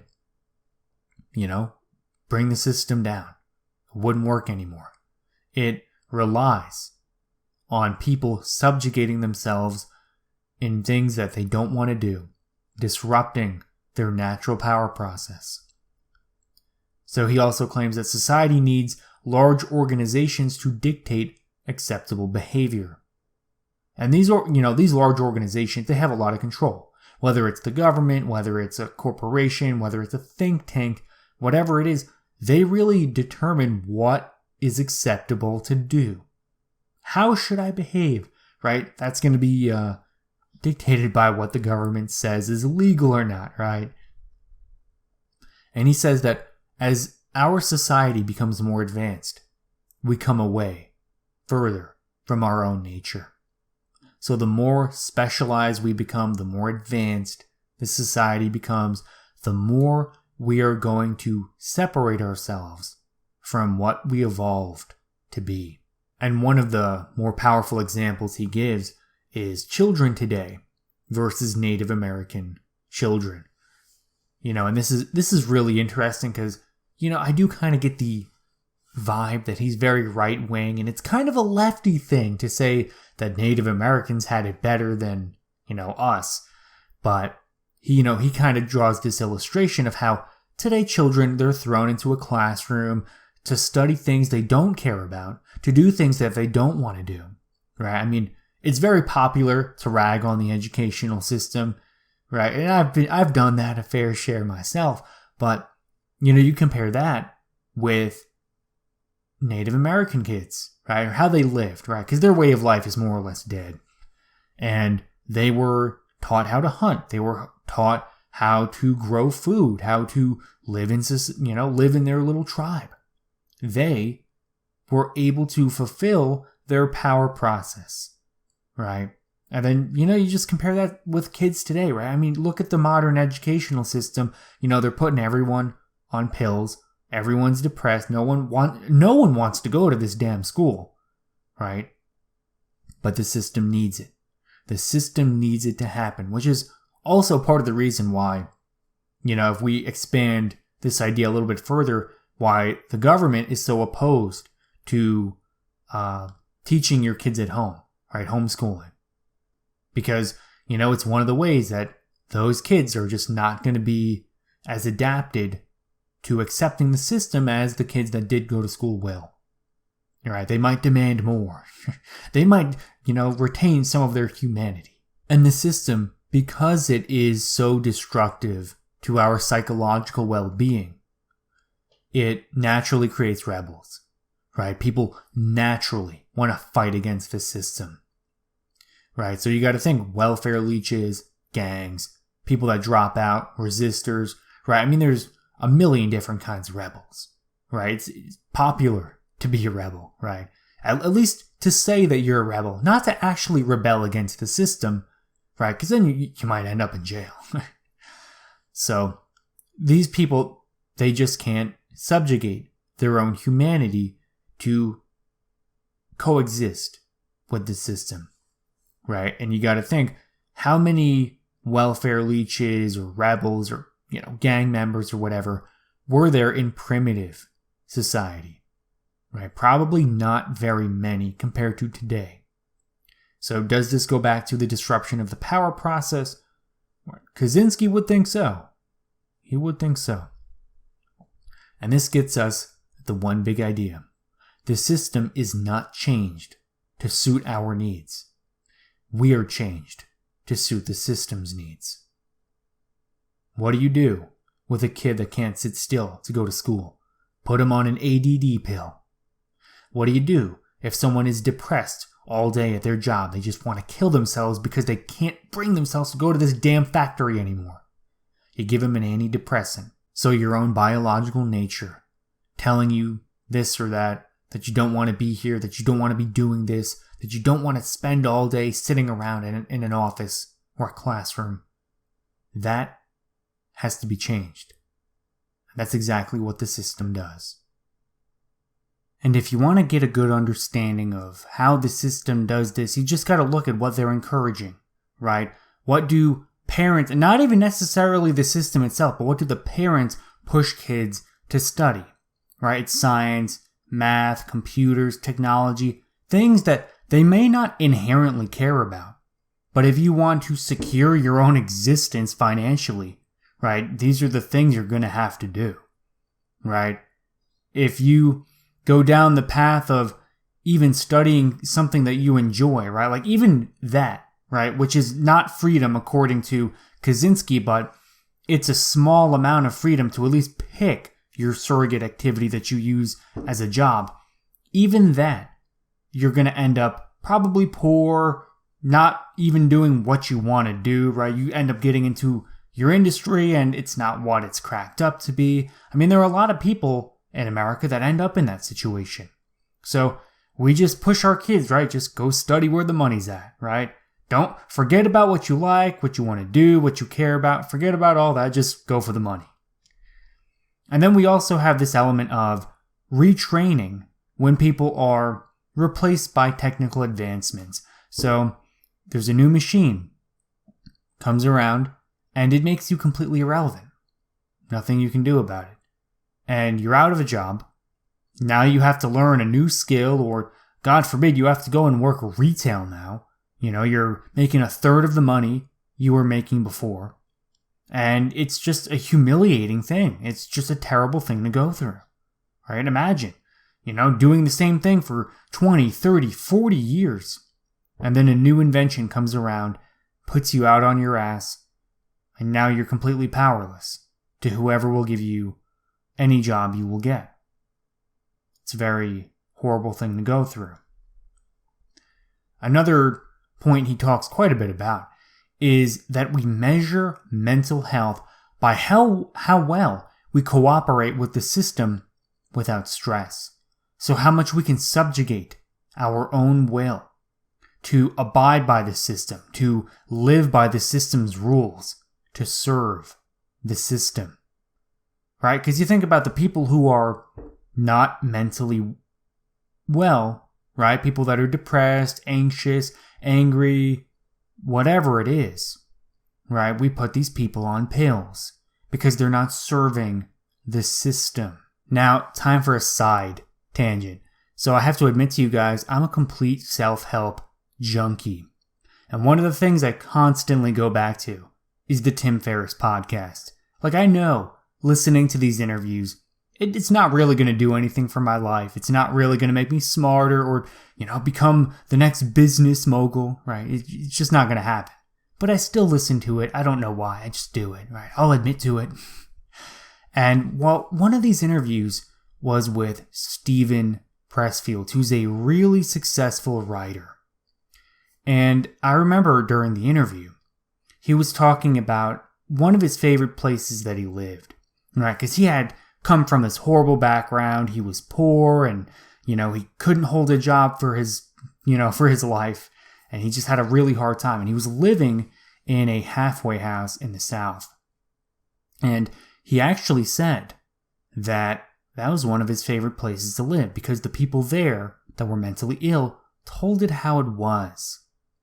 Now, I remember him saying that these people, these mentally ill folks that were, stowed away in a halfway house, an insane asylum, these people saw society for what it really is. And I can't help but think that it kind of connects to this. These mentally ill people, they saw the system for what it is. They can't hold a job. They can't function in society. They can't have normal relationships or conversations. They know that the system is out to get them. And when you really think about it, we have lost just about everything, haven't we?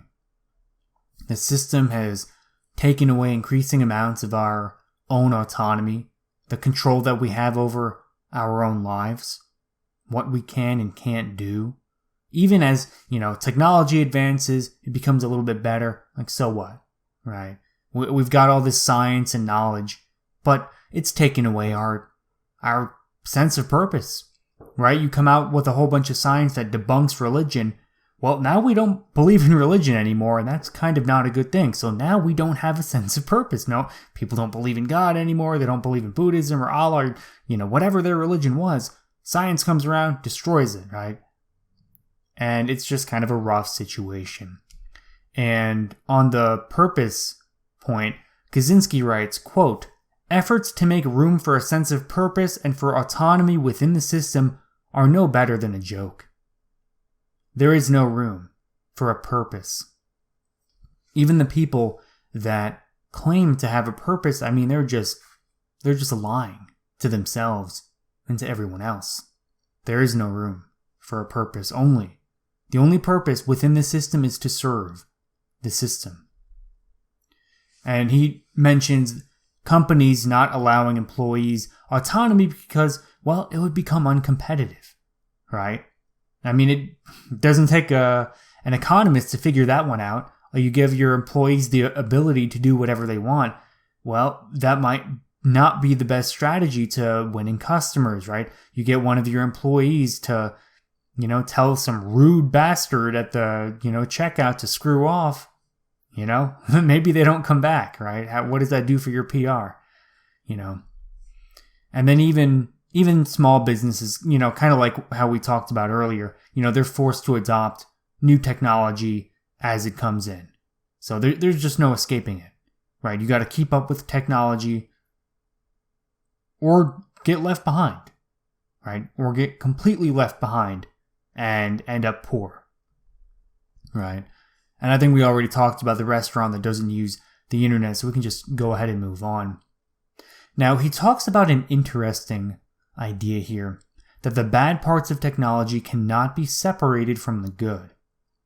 Now, one of the things I like about him in this manifesto is that he does a good job of anticipating some criticisms that probably will come along sooner or later. Now, going through this, I had probably 2 or 3 solid criticisms that he actually addressed before I even got to the end.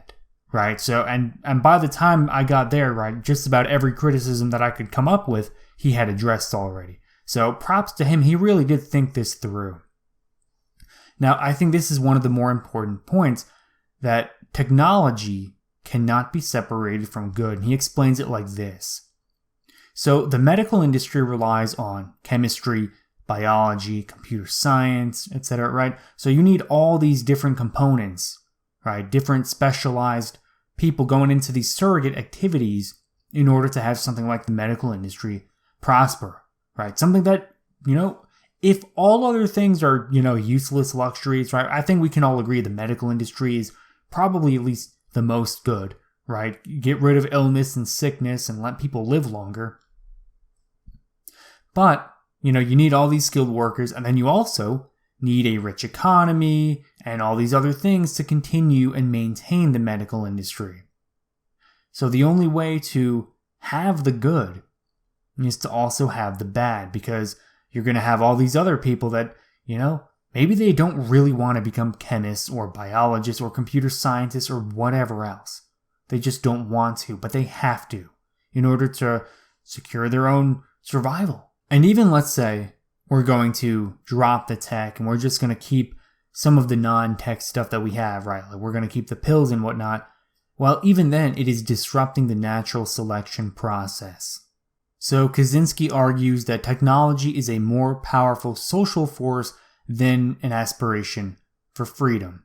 And the analogy he gives here does a pretty good job of illustrating that. So he talks about two neighbors, but one is stronger, right? And they start out equal, but the stronger one gradually demands more and more land from the weaker one, right? Even if he settles and say, all right, he starts out saying, give me an acre of your land, then says, all right, you know what? I don't want a whole acre. Give me half an acre, and we won't have a problem here. Well, the weaker one is just going to have to accept that, right? Sooner or later. And eventually, if he continues doing that process, he will have all the land. Now, he talks about how technology prohibits our freedom quite a bit. And one of the good examples, and something I've actually been obsessed with at a point in my life, is the whole dilemma of walking. Right? This is the way humans previously got around, right? We just walked. We didn't need to buy anything. We didn't need to pay for anything. No taxes, no nonsense. We just walked, right? Now, when the car came around, people were free to get one, right? It didn't limit freedom, right? It didn't seem like a big threat to our natural way of getting around, of walking, right? No one thought that at the time. But when cars became numerous, when enough people decided that they wanted to drive instead of walk, we needed to start implementing changes, right? We needed to have driver's tests, traffic laws, and, it fundamentally changed the infrastructure to appease drivers. So you gotta think, at one point, cities were designed for people, not for cars, right? Could you imagine? Right, you go into some of the older European cities and you'll see, wow, these are actually really nice. It's because they're not designed for cars, a lot of them. They were built before cars became mainstream, so they are walkable. You can get around without necessarily needing to drive or take public transportation. Some of them are pretty big, so, even the better ones, you'll still have to ride a bike sometimes. But fundamentally, cars have kind of ruined city life, right? And life in general, because even in the rural countryside, right? I mean, I live in a very rural area. No one walks or bikes anywhere. Because guess what? You got to do it on the road. You do it on the road, you're going to die, man. Trust me, I've tried. It's very scary. So it's no longer possible to get around without a car in modern society. Whether you live in a city, whether you live in the countryside, wherever you live, it's just not a possibility. And then even walking in cities, right? Let's say you live in one of the 4 cities that you can walk around safely, right? You live in a nice neighborhood in Boston or New York or something. Well, even there, you're going to have to constantly stop at these lights and, let the cars drive through and wait. And it's going to be a big nightmare. And then again, like I mentioned, the rural areas are just dangerous, right? Don't walk on the road in a rural area. So it's no longer an option to walk, right? feasibly for most people, in any practical sense, it's no longer an option to walk. And then you think about even something else, right? Let's set cars and walking aside for the moment. Let's think about phones, right? There are many benefits, right? There doesn't seem to be a downside, right? If you don't want to have a phone, or you don't want to use your phone, just don't, right? But the problem is that when we take all these advances together, it gradually changes our lives. It disrupts the natural order of things. You got to think, most of human civilization, when you zoom out, has been the same for a very long time. And then we got, right, smartphones, right? I mean, they have come around now since Kaczynski's been in prison now. And I mean, I'm sure he would have been like, wow, that's really got people screwed up now, because we're all addicted to our phones. I mean, I'll go to social events sometimes and people won't even look at each other, don't even talk to each other. They're just looking at their phones. And I can't even condemn them, because I'm one of them.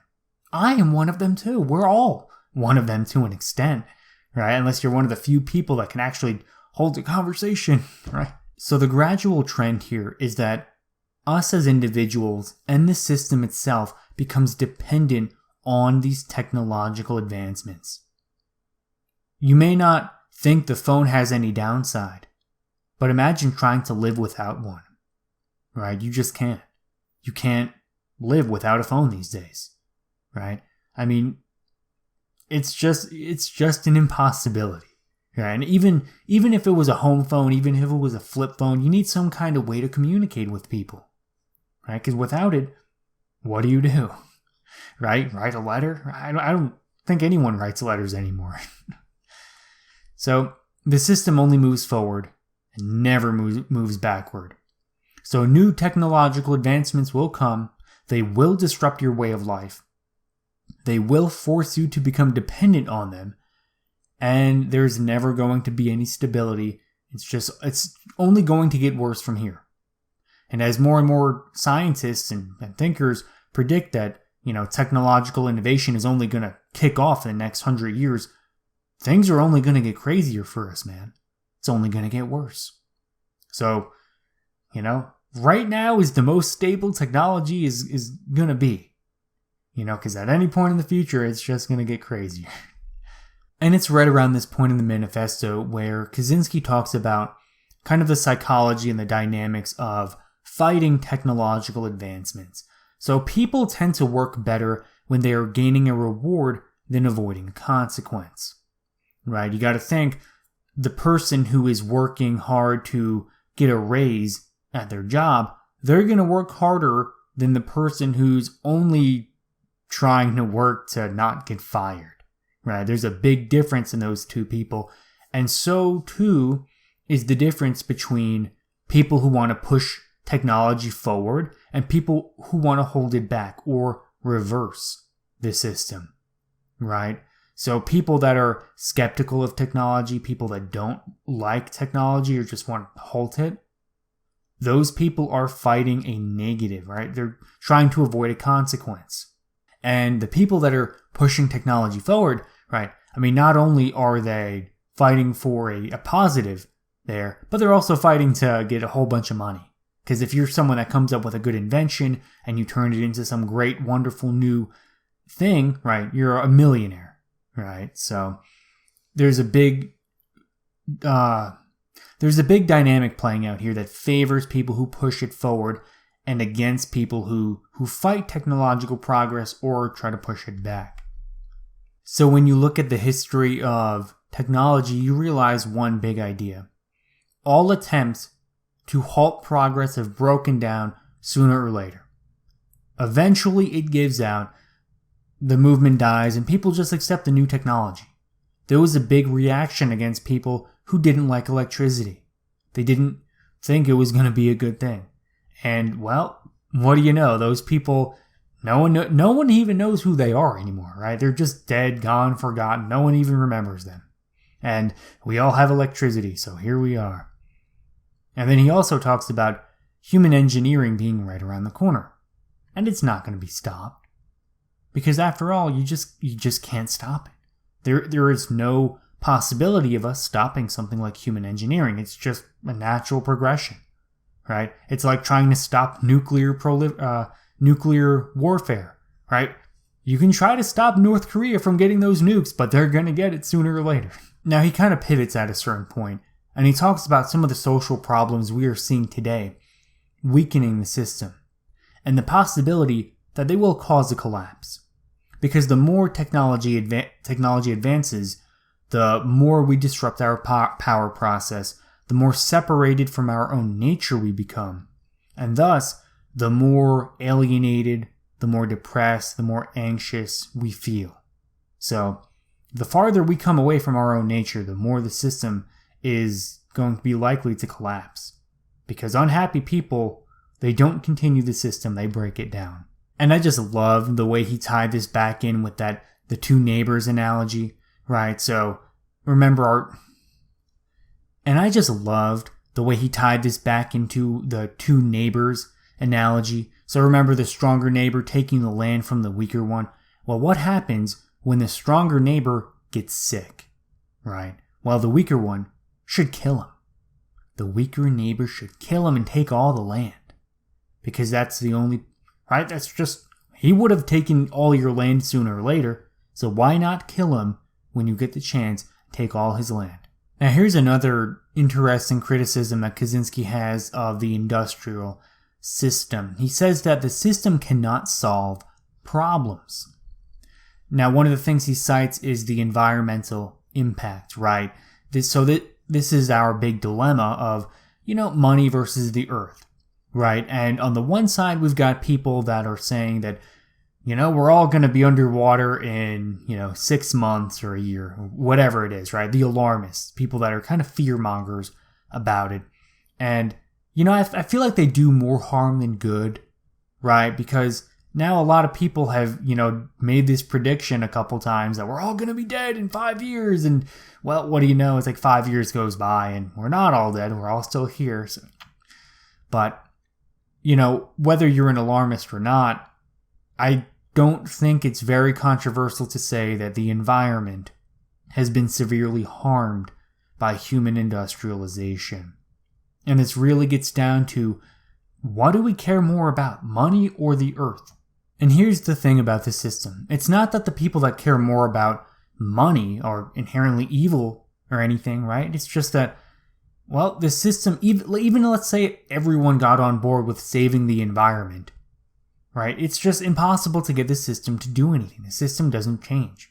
The system is the system, and it's just not going to solve any of these problems, right? And he talks about how policies change with fleeting public opinion. So whatever is popular today or tomorrow, that's going to be the whims of the masses, and that's going to decide the future of this system right now. Whether that's in our nation or whatever other nation, at the end of the day, the legislation that gets passed is pretty random, pretty arbitrary. And then he talks about how if a problem is ever solved, it naturally works itself out instead of being fixed by our society's plans. So if there is some big problem and it does get worked out, it's not because we solved that problem, it's because it worked itself out. So we're just not capable of solving problems. And you really have to think, can society really solve the problem of freedom and technology? And he gets really deep with this. Because, freedom is a very abstract idea. It means different things to different people. And freedom doesn't necessarily mean making more money, right? Whereas technology tends to mean more money, more economic freedom, more prosperity, more pleasure, right? I mean, tell you the truth, I couldn't imagine going without video games, right? Well, that would suck. And, right? I mean, we give up all our freedom for technology, and we will. And, you look at the decisions that we make, that's what we continue to do. So, the system will just socialize people in more effective ways. So, it's just going to find new ways to discourage people from seeking freedom, right? Being the power process. And it's going to find more effective ways to get people to give that up and,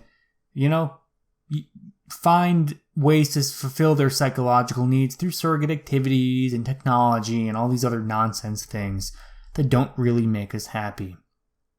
Now, he says that revolution is easier than reform. He doesn't think that the system can be reformed. I think we've already hit on that point. But he thinks that it's just better to have a revolution against the industrial system as a whole because you just got to burn it to the ground, right? You got to kill the stronger neighbor while he's sick, or he's going to get better and he's going to take everything from you. Now, one of the things he talks about is the psychology of the people who will be his revolutionaries, right? So he does kind of see himself as almost a prophet, right? Someone that delivers this idea, right? I mean, we are reading a manifesto here, right? And here we've gotten to a point where he talks about the psychology of the people who will be fighting for his revolution, right? Because he does see himself as something of a prophet, right? He probably has a high opinion of himself. He is a pretty smart guy, right? I mean, let's give him that. And he definitely knows that he's a pretty smart guy. Now, he talks about how the revolution is going to be just easier to get people on board, right? Because people don't devote themselves to, mild reforms, right? That's kind of weak and boring. Like, people just don't devote their lives to making the system 5% better. Like, it's just not how people work, right? People devote their lives and go through unlimited hardship to further revolution. And he cites the French and Russian revolutions that completely changed those societies. I mean, in France, man, they cut the king's head off. In Russia, they killed the Tsar's children. I mean, those people were committed, right? The people that were the moderate reformers of those times, no one remembers them. No one cares about them because they didn't do anything. People are not willing to endure constant hardship for slight improvement. They want a completely new change. Industrial society controls human behavior. Now, this is something that has always kind of been the case, right? Historically speaking, societies become more advanced, they become decadent, they can only push people to subjugate themselves so much, and then those societies eventually collapse, right? You can only push people so far before they reach their breaking point and they destroy the system, right? And that's more or less what has happened with every big revolution throughout history, right? Once it crosses that breaking point, it will break down. And he says that the turning point is when physical and mental illnesses overtake the masses. So they've lived so much of their lives doing things that are just completely alien to their human nature that they can't stand it anymore. And is it any wonder that we've seen a spike in revolutions ever since the Industrial Age, right? When did Marxism come around? Right around the Industrial Revolution, what do you know? Again, another one of those strange coincidences. Now, if Kaczynski gets his wish, the new society after the revolution will be one that respects human nature, right? He talks a lot about nature in his manifesto, and one of those is human nature, right? What we are psychologically and biologically evolved to be doing with our time here on this planet. And he makes a pretty compelling case that our society has not yet broken down because technology allows us to modify human behavior, right? Think about how many people are on antidepressants, right? I knew someone who every single one of their coworkers took an antidepressant. They just can't stand their lives, right? And that's a lot of people. I mean, I don't even want to Google it, right? I'll let you do that on your own time. But just think how many people are actually depressed. How many people cannot bear their lives? Maybe it does all go back to this industrial system that alienates us from the power process. And again, it goes back to this main idea. We try to fix people to fit into the system. We don't fix the system. And when you think about it, all these antidepressants, all these different drugs that people are on to cope with their everyday existence, what it does is it allows them to tolerate otherwise intolerable conditions. So instead of being really depressed and saying, oh, hey, my body, my physiology is telling me that I cannot continue living this way, we take pills to turn our bodies off. Our physiology is turned off by these pills to accept whatever miserable life the system gives us. And he claims that primitive man was content to do nothing for hours at a time when there was no work to do. You don't see that today. Modern man must be constantly entertained or we become bored, right? We don't become stimulated enough. And he believes that it's because we are just so overstimulated. Again, it just goes back to all these different things, rejecting our own nature, the power process. We are unable to do nothing. I mean, everyone talks about meditation, but very few people actually meditate. How many people can really sit still and be in silence? Not many. Not many. And he believes it's because primitive man was at peace with himself, and modern man is not. Kaczynski believes that they're going to use science to simply develop more ways of subjugating humanity. Simply what they're going to do. It won't necessarily be in a way of, doing it nefariously, right? The people that develop treatments for mental illness, they're not doing something bad. In fact, they may believe that they are helping these mentally ill individuals. But they very rarely take a step back and think, maybe these people are mentally ill because of this system. Very few people have that thought. And even if they do, right, they don't act on it, right? They don't talk about it, because what happens to your career when you do? Nothing good. Kaczynski writes, quote, "In the future, social systems will not be adjusted to suit the needs of human beings. Instead, human beings will be adjusted to suit the needs of the system. It is simply easier to change and manipulate people than it is to change the system." And that is an unfortunate reality because I don't see any evidence of this not being the case. The system, again, think back historically, what did we have to do to end slavery? We had to fight a war. So all of these things that are going on right now, how the government creates these soft rules that encourages and discourages certain kinds of behavior that suits the system, how drugs and mental health facilities are created to help people with mental illness, how parents encourage their kids to study science and math and things they probably don't care about. Ultimately, Kaczynski concludes, quote, "Thus, control over human behavior will be introduced not by a calculated decision of the authorities, but through a process of social evolution." So these things that happen, it will be a natural progression of our social norms and standards that creates worse and worse living conditions, more of a separation of us and our fundamental human nature. Now, Kaczynski also talks about how primitive society had comparatively less crime to our modern industrial society, right? So you think the big change from the medieval period to the industrial age was cities got a lot bigger, the population centers started exploding, right? And a lot of that brought a lot of change, right? There was more law enforcement needed. Right? And that was something that was kind of relatively new.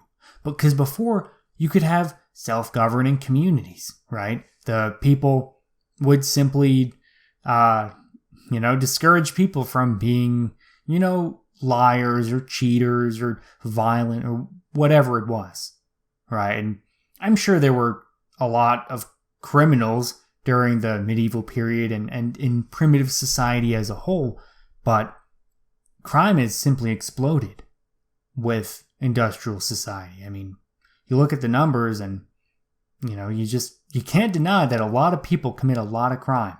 And not just in the US, but really anywhere that's industrial, right?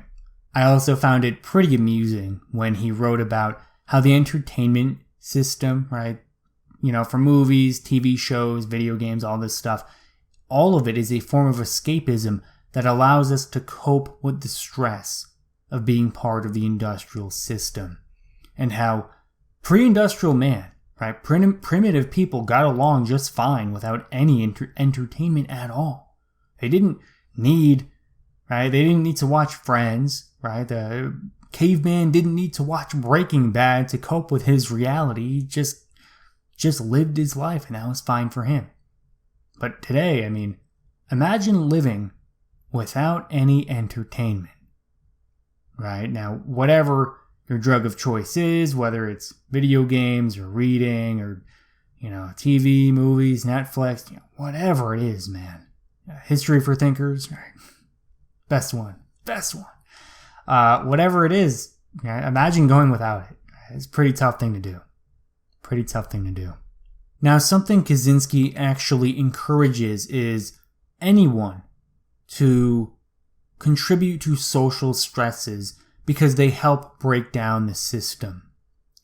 So what this does is it, basically weakens the system. It lessens their control over us, right? They have to use more of their money on law enforcement to lock people up. Then there's, crowding in prisons and whatnot, right? Just generally breaks the system down more and more. And if enough people do it, eventually the system will collapse. And that is true if you take it to its logical conclusion. Now, he talks about human suffering quite a bit in this, right? Because at the end of the day, I don't think he wants people to suffer. But he does talk about how this transition, when industrial society breaks down, how it will be brutal and miserable. He says, quote, "To many of us, freedom and dignity are more important than a long life or avoidance of physical pain. Besides, we all have to die sometime, and it may be better to die fighting for survival or for a cause than to live a long but empty and purposeless life." So it's better to, this is a very common sentiment right here. It's better to die for a cause, for your own survival, for something that matters, to have meaning, than it is to just exist. Isn't that our worst fear? To just exist. So the system will cause suffering, and it will continue to do so forever. And he believes that this great cause that you can devote yourself is the breakdown of the industrial system. Another point he brings up is how, right, even if technology advances and we can, fulfill the power process in some other way, right, we can actually appease people to some extent. We can make their lives better with technology. At a certain point, you can't keep the technology out of hands of dictators and bad actors. And I just love the way he put it in his manifesto. Quote, "Would you like to speculate about what Iraq or North Korea will do with genetic engineering?" Right? We don't have to guess. Right? These are not places where something good is going to be happening.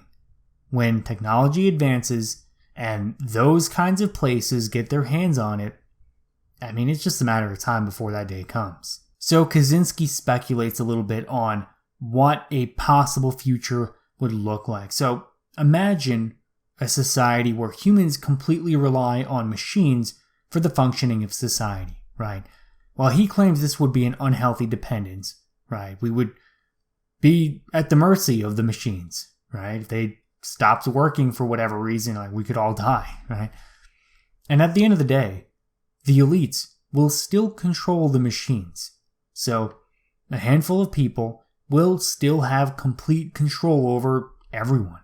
And, as technology advances, the more separated we are from nature, that can be a very scary situation.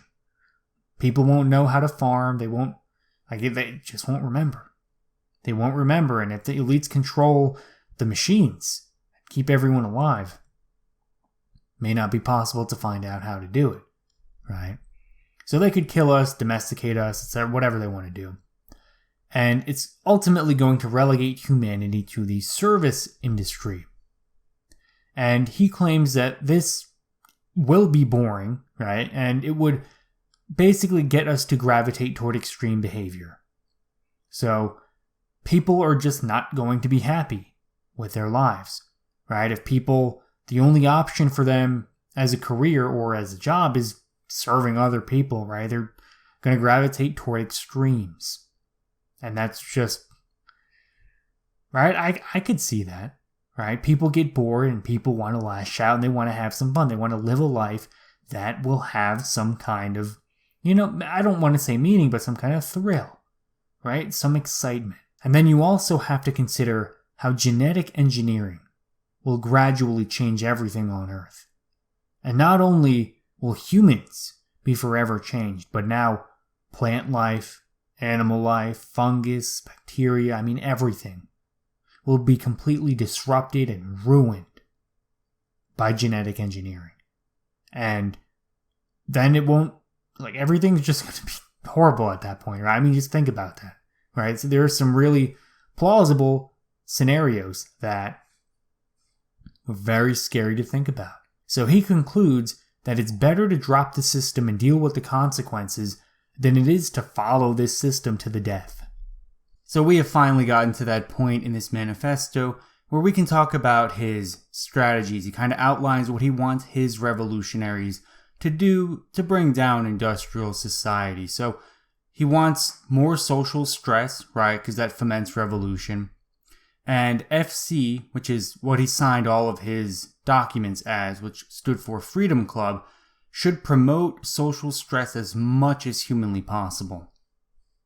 And he basically wants to recreate what was going on with the French and Russian revolutions, right? Because there was a lot of social stress and a lot of problems decades before the revolutions ever came to pass, right? It wasn't like the people were upset and then all of a sudden things exploded. Especially in Russia, right? I know a little bit more about that.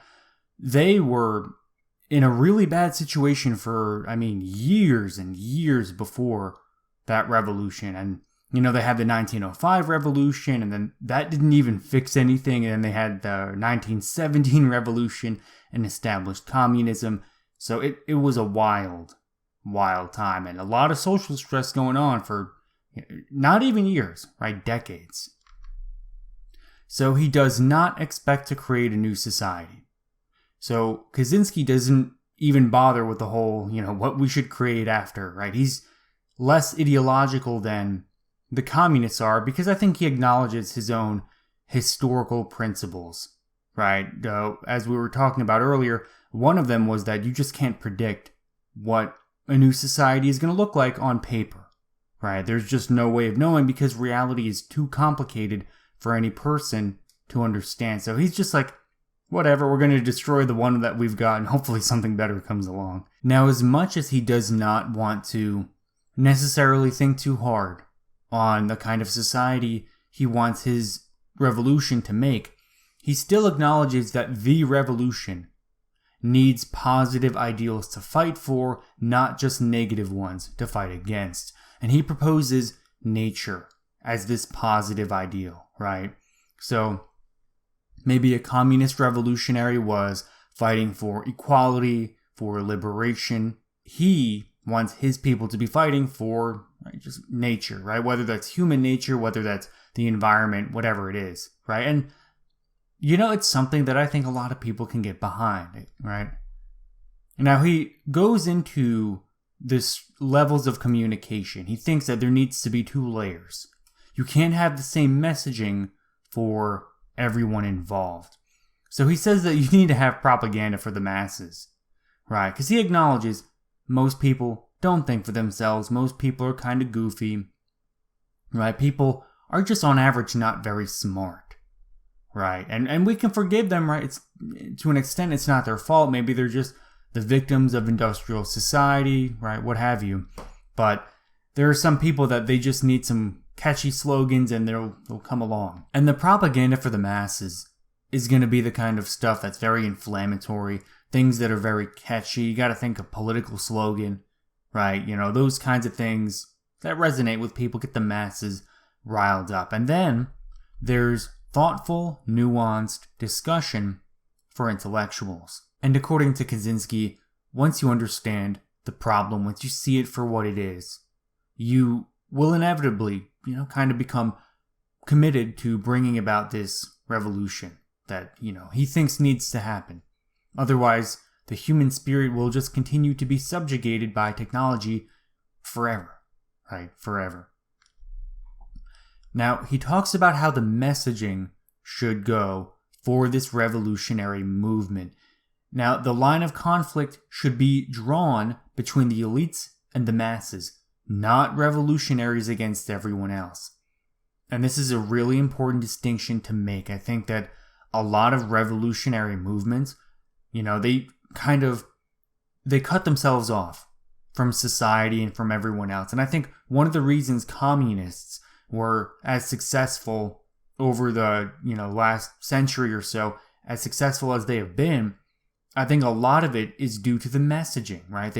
They said, listen, you're working class, you're with us, right? We identify with you, we are with you, right? You may not be, informed on communism just yet, but we can help you out. Here's, Das Kapital by Karl Marx, and, once you read that, you're on board. Great, let's overthrow this bourgeois government that exploits you. And the revolutionary movements that are, more radical, right? Movements where, if you're not part of us, you're an enemy. Those movements tend to be, more or less terrorist organizations, right? I don't think he gives any examples in the manifesto, but you can definitely think about things like ISIS, right? If you're not part of ISIS, you're more or less an infidel, right? Even if you're a Muslim, and anyone else, right? If you're an atheist, Muslim, Christian, Jew, whatever it is, you're an enemy, you need to die, according to ISIS. So, and he doesn't want to model his movement on those kinds of radicals, right? He wants to, I think he acknowledges some of what the communists did correctly and, kind of wants to follow in that line. Throughout this manifesto, he talks quite a bit about contemporary politics and race relations and political correctness and whatnot. But he makes a really important point here, where he says, quote, "The revolutionaries should emphasize that although minorities do suffer more or less disadvantage, this disadvantage is of peripheral significance. Our real enemy is the industrial technological system, and in the struggle against the system, ethnic distinctions are of no importance. So it does not matter if you're black, white, Asian, Mexican, right, Native American, it doesn't matter what you are. We are all against the system, and even if you do suffer from some kind of racism, whatever it is, right, it is pale in comparison to the exploitation done to you by the technological industrial system." So he wants this revolution to be a technological and economic one, not a political one. He hits on this point a couple times throughout the manifesto. I think that's one of the big ideas he wants people to take away. He doesn't want to overthrow and replace the government, right? He does not want to just simply become the new government. He doesn't want his people to do that either, because the system itself is fundamentally flawed. If we have, the continuation of the United States and these big, massive governments that control millions and millions of people, that is just going to uphold the system, right? They're going to try to keep technology in some way, shape, or form, because that's what you need in order to govern 300 million people, what have you. And it's just going to be a big mess. It'll eventually turn into a revolution that, it gives up all the original principles set forth in this manifesto, of course, and it'll just become a weird blob, right? A weird revolutionary movement that gives up on its original ideals. And he doesn't want that. And this is why he argues that the revolutionaries should avoid taking office, right? This kind of gets onto the point earlier about how he doesn't want reformation. He doesn't want there to be a 5% increase in human happiness by, getting them a little bit closer to the power process. That's just not going to work. We need to burn the system to the ground. It is destroy everything or destroy nothing, right? All or nothing. That's how you got to be. Especially because, right, he makes this interesting point that if the revolutionaries do take office, and even let's say they do stick to the principles of the revolution, they get rid of industrial society, there is going to be chaos. People are going to lose all their luxuries, all the nice things, right? Electricity, running water, all the cars, easy access to food. All these things are going to be gone. And it's going to be these revolutionaries who are in office who are now blamed for it. And then, lo and behold, a year or two later, they get voted out and people are going to undo the revolution pretty quick. And it's going to be a small blip in a history textbook in some dystopian technological future, right? Now, he does acknowledge that this likely won't happen everywhere at once. He says, quote, "True, there is no assurance that the industrial system can be destroyed at approximately the same time all over the world, and it is even conceivable that the attempt to overthrow the system could lead instead to the domination of the system by dictators. That is a risk that has to be taken." Now, again, this is the thinking of someone who is not some insane radical neckbeard, right? This is pretty well thought out, right? He even acknowledges, we could bring about this revolution successfully and it still might, turn into a dumpster fire. We might still end up with a dictator and we'll still have industrial technology exploiting us, and that's just going to be that. So, again, I think lines like this, they just stand out so much. Because again, if you go and read this manifesto for yourself, which I do encourage you to do, it's a very good read. So I think one of the common ideas with technology is that technology typically expands what an individual human being is capable of, right? You can spread an idea across the world by making a viral YouTube video, right? You can start a political movement. You can, there's a lot you can do with technology, right? But what he hits on is that technology tends toward limiting your freedom, right? Because even when you're allowed to use technology, right, whether it's a car, whether it's, computers, the internet, social media, what have you, it is typically under supervision and it has expansive rules and licenses and other nonsense that just comes along with it. So you got to think, especially with cars, right? You got to take the driver's test. You got to prove to someone that you are capable of driving. Okay. And then, okay, you got that. Well, you got to go do the nonsense for your driver's license, right? And then you got to renew that every couple of years. So they're taking more of your money away. Then you got to obey all the traffic laws. And God forbid you go 5 miles over the speed limit, you're going to get pulled over. And then you got to go waste an entire day at traffic school.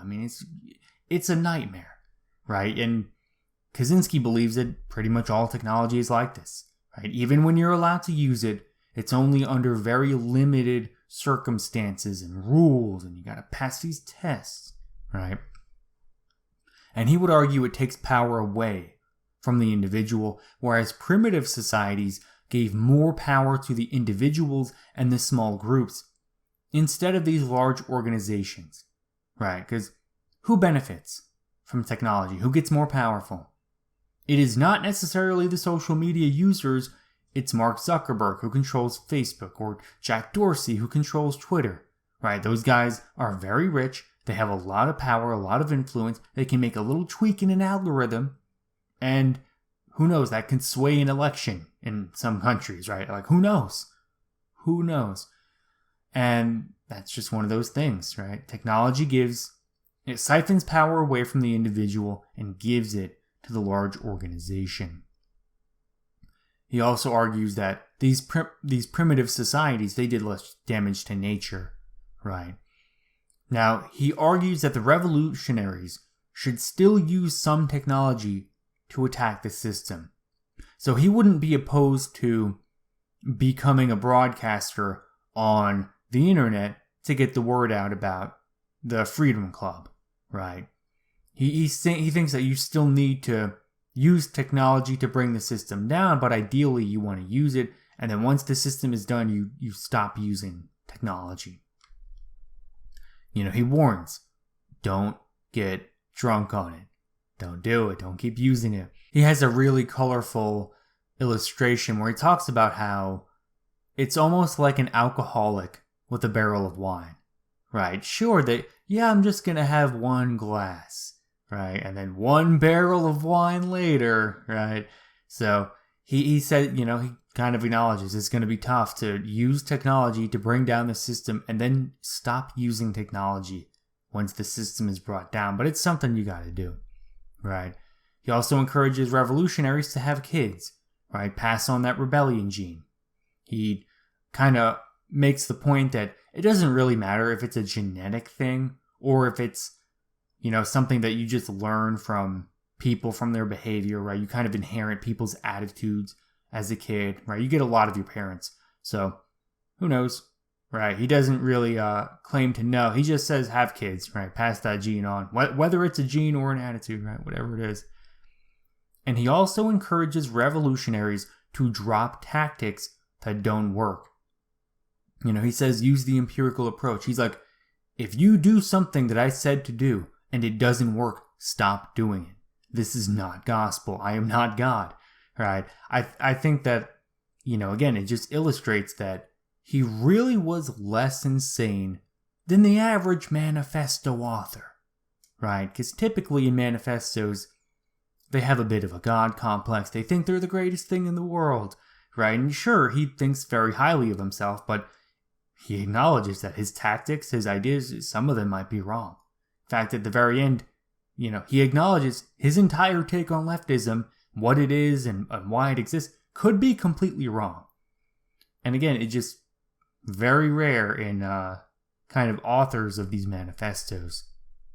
Now, he addresses one of the very common criticisms you would expect, right? Because there is this rule of technology, a general principle, that it always goes forward and it never goes backward. So he argues against this idea and he claims that it's false because he distinguishes between two different kinds of technology. So there's technology number one. This is small scale technology, things that, you can use yourself, things that you can make yourself and it can be used there, right? And it doesn't necessarily have to be mass produced. You don't need a whole lot of equipment or materials to make it.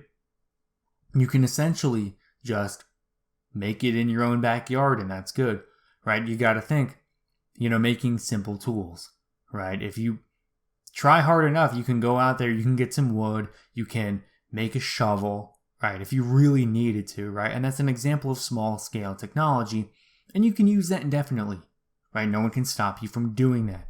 But there's this second category of technology, what he calls organization-dependent technology. So the difference here is that small-scale technology never regresses, right? This is the technology that never goes away, but it's also very simple. This is not the smartphones, the cars, the, whatever else. Organization-dependent technology is much more advanced, right? And these are the things that you can't use when the system breaks down. So the example he gives is actually the Roman infrastructure. When the Roman Empire existed, right, they built quite a bit of stuff. They had roads and they had the aqueducts and water and irrigation and, right, it was a very complex system, right? Sanitation. There was a lot to it. It was very advanced. But when the Roman Empire collapsed, most of that stuff went into ruin, right? The barbarians went into Rome and they were like, wow. They looked at the aqueducts and they had no idea how to use them. So it eventually disintegrated and it turned into a ruin and it was eventually destroyed, right? The system collapsed. And the same thing happened with the roads and the sewage systems. And, those are technologies that need to be updated and maintained by the system. And that's the Roman example, right? Think about how much we depend on the system for pretty much everything we do all the time, right? There goes computers, because you can't use electricity, because electricity, right? You need some kind of way to harness the power, right? You need these generators, or you need some kind of electrical grid system. I mean, it is very advanced, right? It's very complicated. And even if you could figure out like a small scale, simple stuff, right? That's going to be a very rare anomaly and not the norm. The overwhelming majority of people after the collapse will not have electricity, and therefore they won't have computers, they won't have smartphones, they won't have cars, right? Because again, a lot of this stuff depends on electricity, right? So yeah, pretty much everything breaks down, but not the small scale stuff, right? You'll still be able to use that shovel. Society breaks down tomorrow, you can still use that shovel. It's still going to work just fine. Kaczynski writes, quote, "The reason why technology has seemed always to progress is that until perhaps a century or two before the Industrial Revolution, most technology was small-scale technology, but most of the technology developed since the Industrial Revolution is organization-dependent technology." Now, what he's really saying here is that most technology since then has been things that requires high degrees of specialization and expertise, right? So you got to think, refrigerators, right? There are all the different parts that go into it, right? There's the power. I mean, that's a thing that we take for granted and something that's relatively simple. But when you think about it, if we needed to, could you or I build a refrigerator from scratch? Right? Probably not. Probably not. We would be pretty stuck if we couldn't buy one. And once the system is broken down, nearly all of it becomes useless. It's all pretty much, it's just dirt after a certain point, right? You're never going to have a use for it again. Now, once civilization has broken down, right, he doesn't believe that people would be interested in rebuilding industrial society.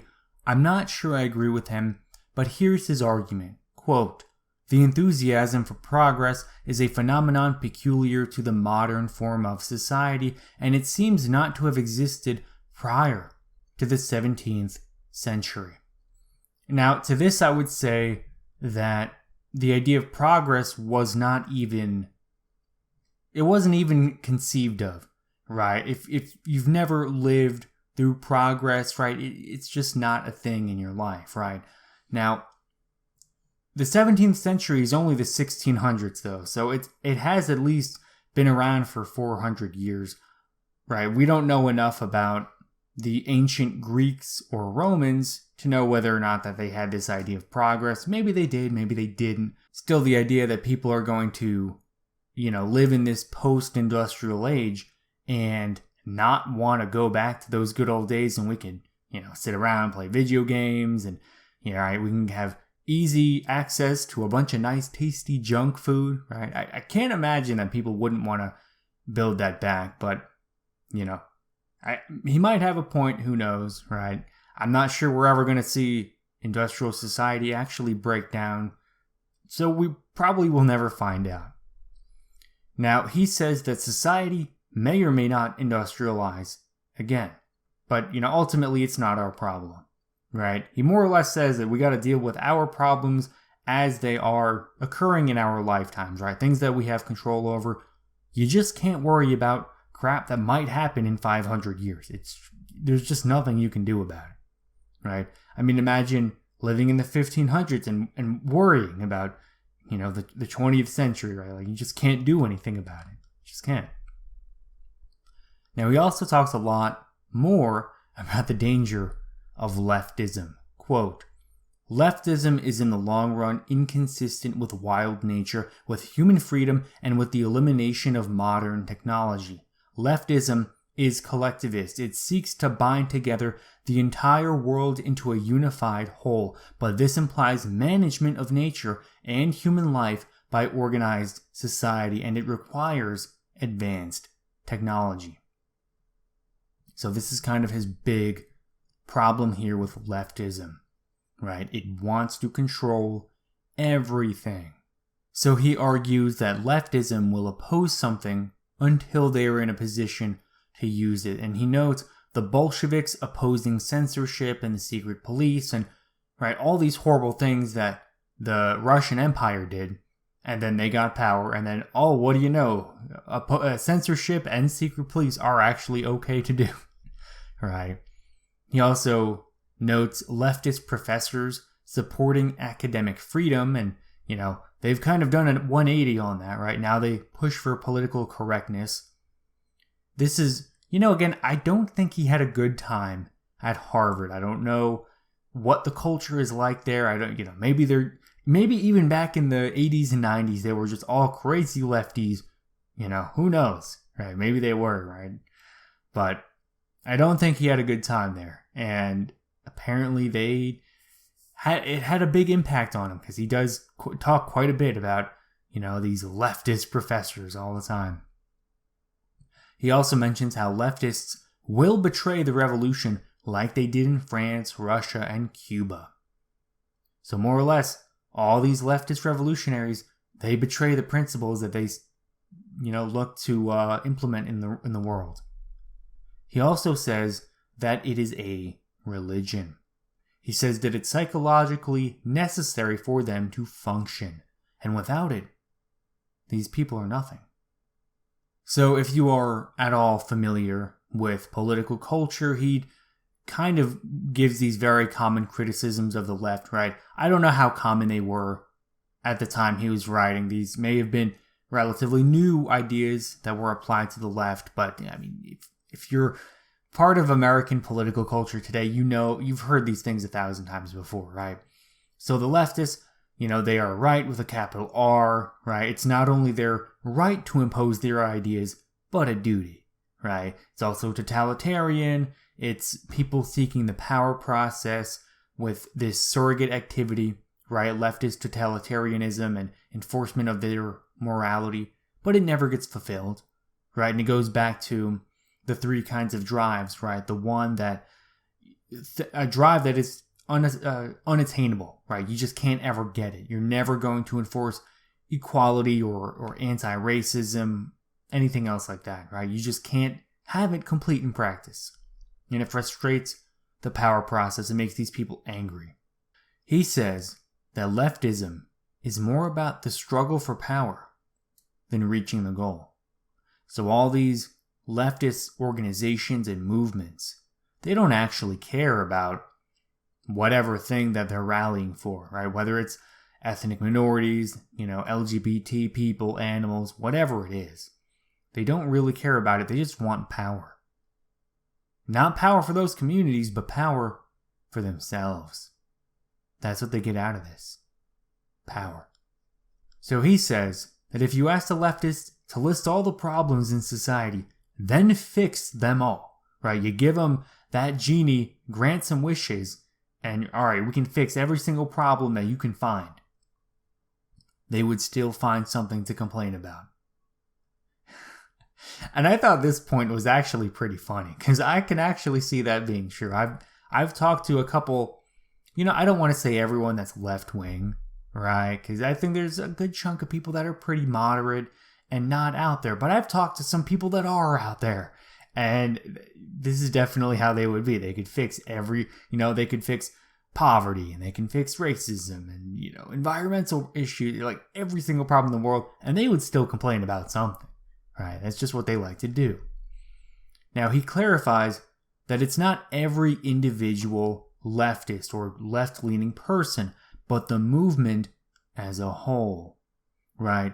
So, even though it is only a small percentage of the left that are these very toxic, kind of radical people, they are a sizable enough chunk of the movement that it overwhelms and kind of directs it more than it doesn't. Now, he also talks about how when the power-hungry leftists get to the top, right, their revolution is successful, their plan for political domination is complete, even when they do that, the other leftists cannot bring themselves to protest it in any way, right? There were a lot of leftists who found it very difficult to oppose the orders of Joseph Stalin, right? He did horrible, terrible things to millions of people.